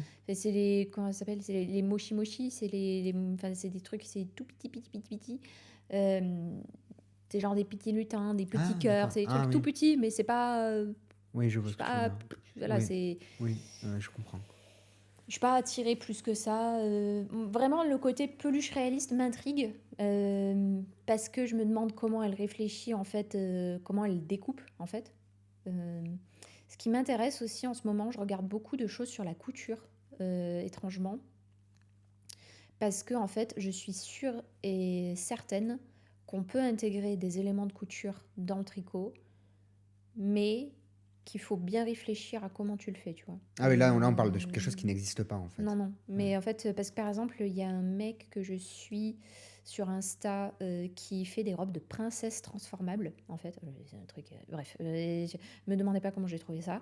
Ça s'appelle l'algorithme Insta. Et en fait, il fait des robes transformables pour sa fille, en fait. Genre, en fait, par exemple, il fait une robe de Cendrillon. Et tu sais, la robe de Cendrillon, au tout début, marron et bleu, quand elle est souillon. Ouais. Et il fait, en fait, une robe transformable. Elle enlève, elle déchire. Et puis, pom, ça fait la robe bleue, bleue de Donc princesse. Ça, c'est de la couture. Ça, c'est de la couture. Et en fait, je suis intriguée parce que il fait des cours, ce monsieur. Et il fait des robes pour sa femme qui fait du cosplay. Enfin, c'est une famille de cosplayers en gros. Les cosplayers, ils se déguisent dans des, je sais pas trop si j'ai le droit d'utiliser le terme. J'espère que je vais pas me faire arracher les yeux par les cosplayers, mais c'est en gros, on se déguise dans un personnage ou dans un personnage historique que l'on apprécie. Voilà, en gros. Et par exemple, sa femme, elle se déguise dans plein de elle s'habille dans plein de princesses diverses et variées. Elle a des robes magnifiques. Il y a aussi Linda. C'est la couturière là, que je te montre avec des robes magnifiques aussi. Elle les fait à la main. Elle fait de la dentelle à la main qui est absolument sublime. Tu sais, la fille qui avait fait le corset en 3D, en impression 3D. Et non, ça te dit rien. Je montrerai les photos. Elle fait du boulot. C'est incroyable le boulot qu'elle fait. Et en fait, je m'interroge sur est-ce qu'on pourrait pas faire des choses similaires en tricot, tu vois ? Est-ce qu'on pourrait pas faire est-ce qu'on pourrait pas prendre des éléments de ce que font ces personnes-là qui sont extrêmement talentueuses et essayer de les mettre dans le tricot ? Parce que vraiment... je pense qu'il y a moyen de rendre le tricot encore plus attractif si on arrive à lui insuffler par exemple, là, récemment, sur Cézanne, excuse-moi, je passe d'une idée à l'autre, mais j'espère que vous suivrez. Là, sur Cézanne, j'ai récemment vu, je sais plus, une pub de Cézanne où il propose une robe avec un haut qui est très transparent, en fait. Mais c'est de la même couleur, c'était un bordeaux. Et en fait, c'était très ballonné, c'était très ballonné, c'était très aérien, comme le chemisier était très aérien, donc certainement de la mousseline, quelque chose de très très léger. Et la robe était faite dans un tissu qui était plus sombre, qui était plein, qu'on ne voyait pas à travers. Et en fait, je me disais, punaise, si en tricot, on arrivait à faire ce genre de choses, où en fait, tu arrives à avoir justement, par exemple, quelque chose qui est extrêmement aérien, de très, très gonflant, parce qu'aujourd'hui, en tricot, on arrive à faire des choses comme ça, mais c'est quand même un peu, au bout d'un moment, raplapla, tu vois. C'est dans le sens où c'est gonflant, mais ça tient pas tout seul en l'air. C'est le tissu tient plus, il y a plus de structure. Est-ce que ça serait possible de faire quelque chose comme ça en tricot, ou est-ce que tu serais obligé de faire, par exemple, une combinaison crochet-tricot pour avoir du coup la structure du crochet mais par exemple en mohair, pour avoir quelque chose qui est très transparent ou très pas transparent, aérien, mais aérien, voilà. Est-ce que tu pourrais utiliser la structure du crochet qui du coup viendrait maintenir ton mohair pour lui donner de la structure tout en ayant quelque chose de très aérien?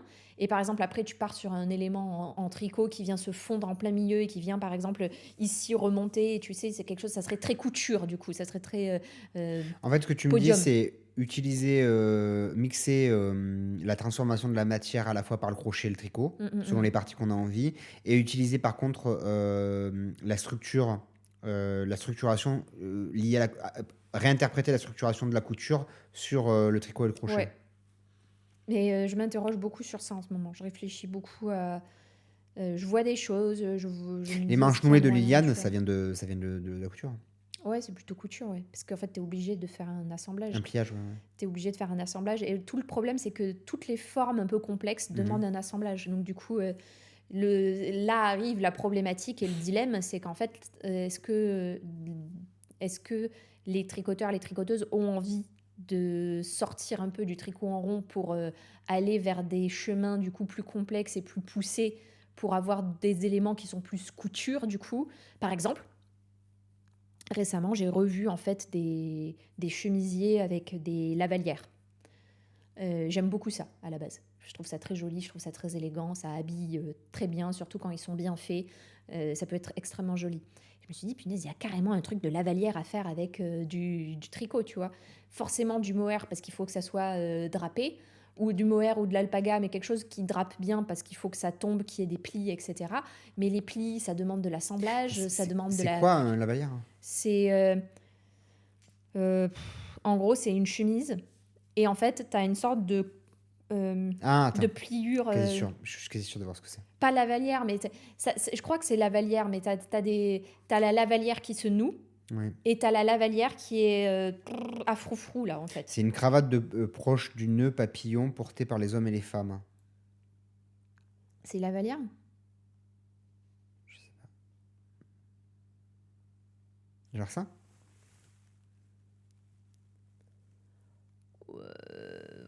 C'est pas ça ? C'est pas ça ? Ouais, mais c'est pas le... Enfin... Oui, mais... Mais tu mettras une image de ce dont tu... Ce que j'imagine. Oui, ce que tu imagines. Donc, voilà, moi, je pensais plus à quelque chose comme ça, tu vois. Est-ce que je vais arriver à le charger ? Ça ? Non, c'est... J'arrive. Sop. En fait, c'est des lavalières, mais des lavalières à froufrou, en fait. Est-ce que je me suis pas trompée dans le nom ? Ça peut arriver. Hein. Ça ? Non. Non, c'est pas ça. C'est vraiment des vrais... C'est des lavalières, mais vraiment à froufrou, quoi. Enfin, c'est des lavalières... Je vais taper lavalière femme. Moi, j'ai chemisier à col lavalière, hein, là. Je te montre. Oui, mais c'est ça, oui, mais plus... Et sur toute la patte de boutonnage ? Sur toute la patte... Voilà, c'est ça. Je peux pas te montrer parce que je sais pas pourquoi ça charge pas. Mais est-ce que tu es connecté au Wi-Fi ? Oui, je suis connectée au Wi-Fi, mais en fait, bref, c'est cette image-là. L'image la plus à gauche. Bouge pas. D'accord, oui, je vois, c'est bon. Voilà, c'est lavalière, mais c'est un type de lavalière. Des volants ? Ouais, à volant. Avec Kamasa, Simpla, Cook, Volante, Kamasa, voilà. Elegante. C'est Mamaliga. C'est en roumain. Accepta toi. Bref. Donc, en tous les cas, moi, j'imagine des choses comme ça en tricot. Je me dis, ça pourrait rendre super sympa. Ah oui, je vois. Oui, ça pourrait être très sympa, oui. Ouais. Mais ça demande forcément... Ouais. Ah, je suis sur Temu. Ah oui. C'est sur Temu ? C'est très à la mode. C'est quoi Temu exactement ? C'est le nouveau Shein, non ? Mais c'est bien ? J'en sais rien. J'en sais rien du tout. Ah, parce qu'à 10 € la blouse, je te certifie que c'est pas de la laine naturelle, ça. C'est pas naturel, c'est pas du coton. C'est pas du coton. Mais bon, chacun fait comme il veut. Bref. Eh bien, écoutez, du coup, on se retrouve la semaine prochaine, même jour, même heure, pour un nouveau podcast Entre deux mailles. En attendant, prenez bien soin de vous et on vous dit à la semaine prochaine. À la semaine prochaine, ciao.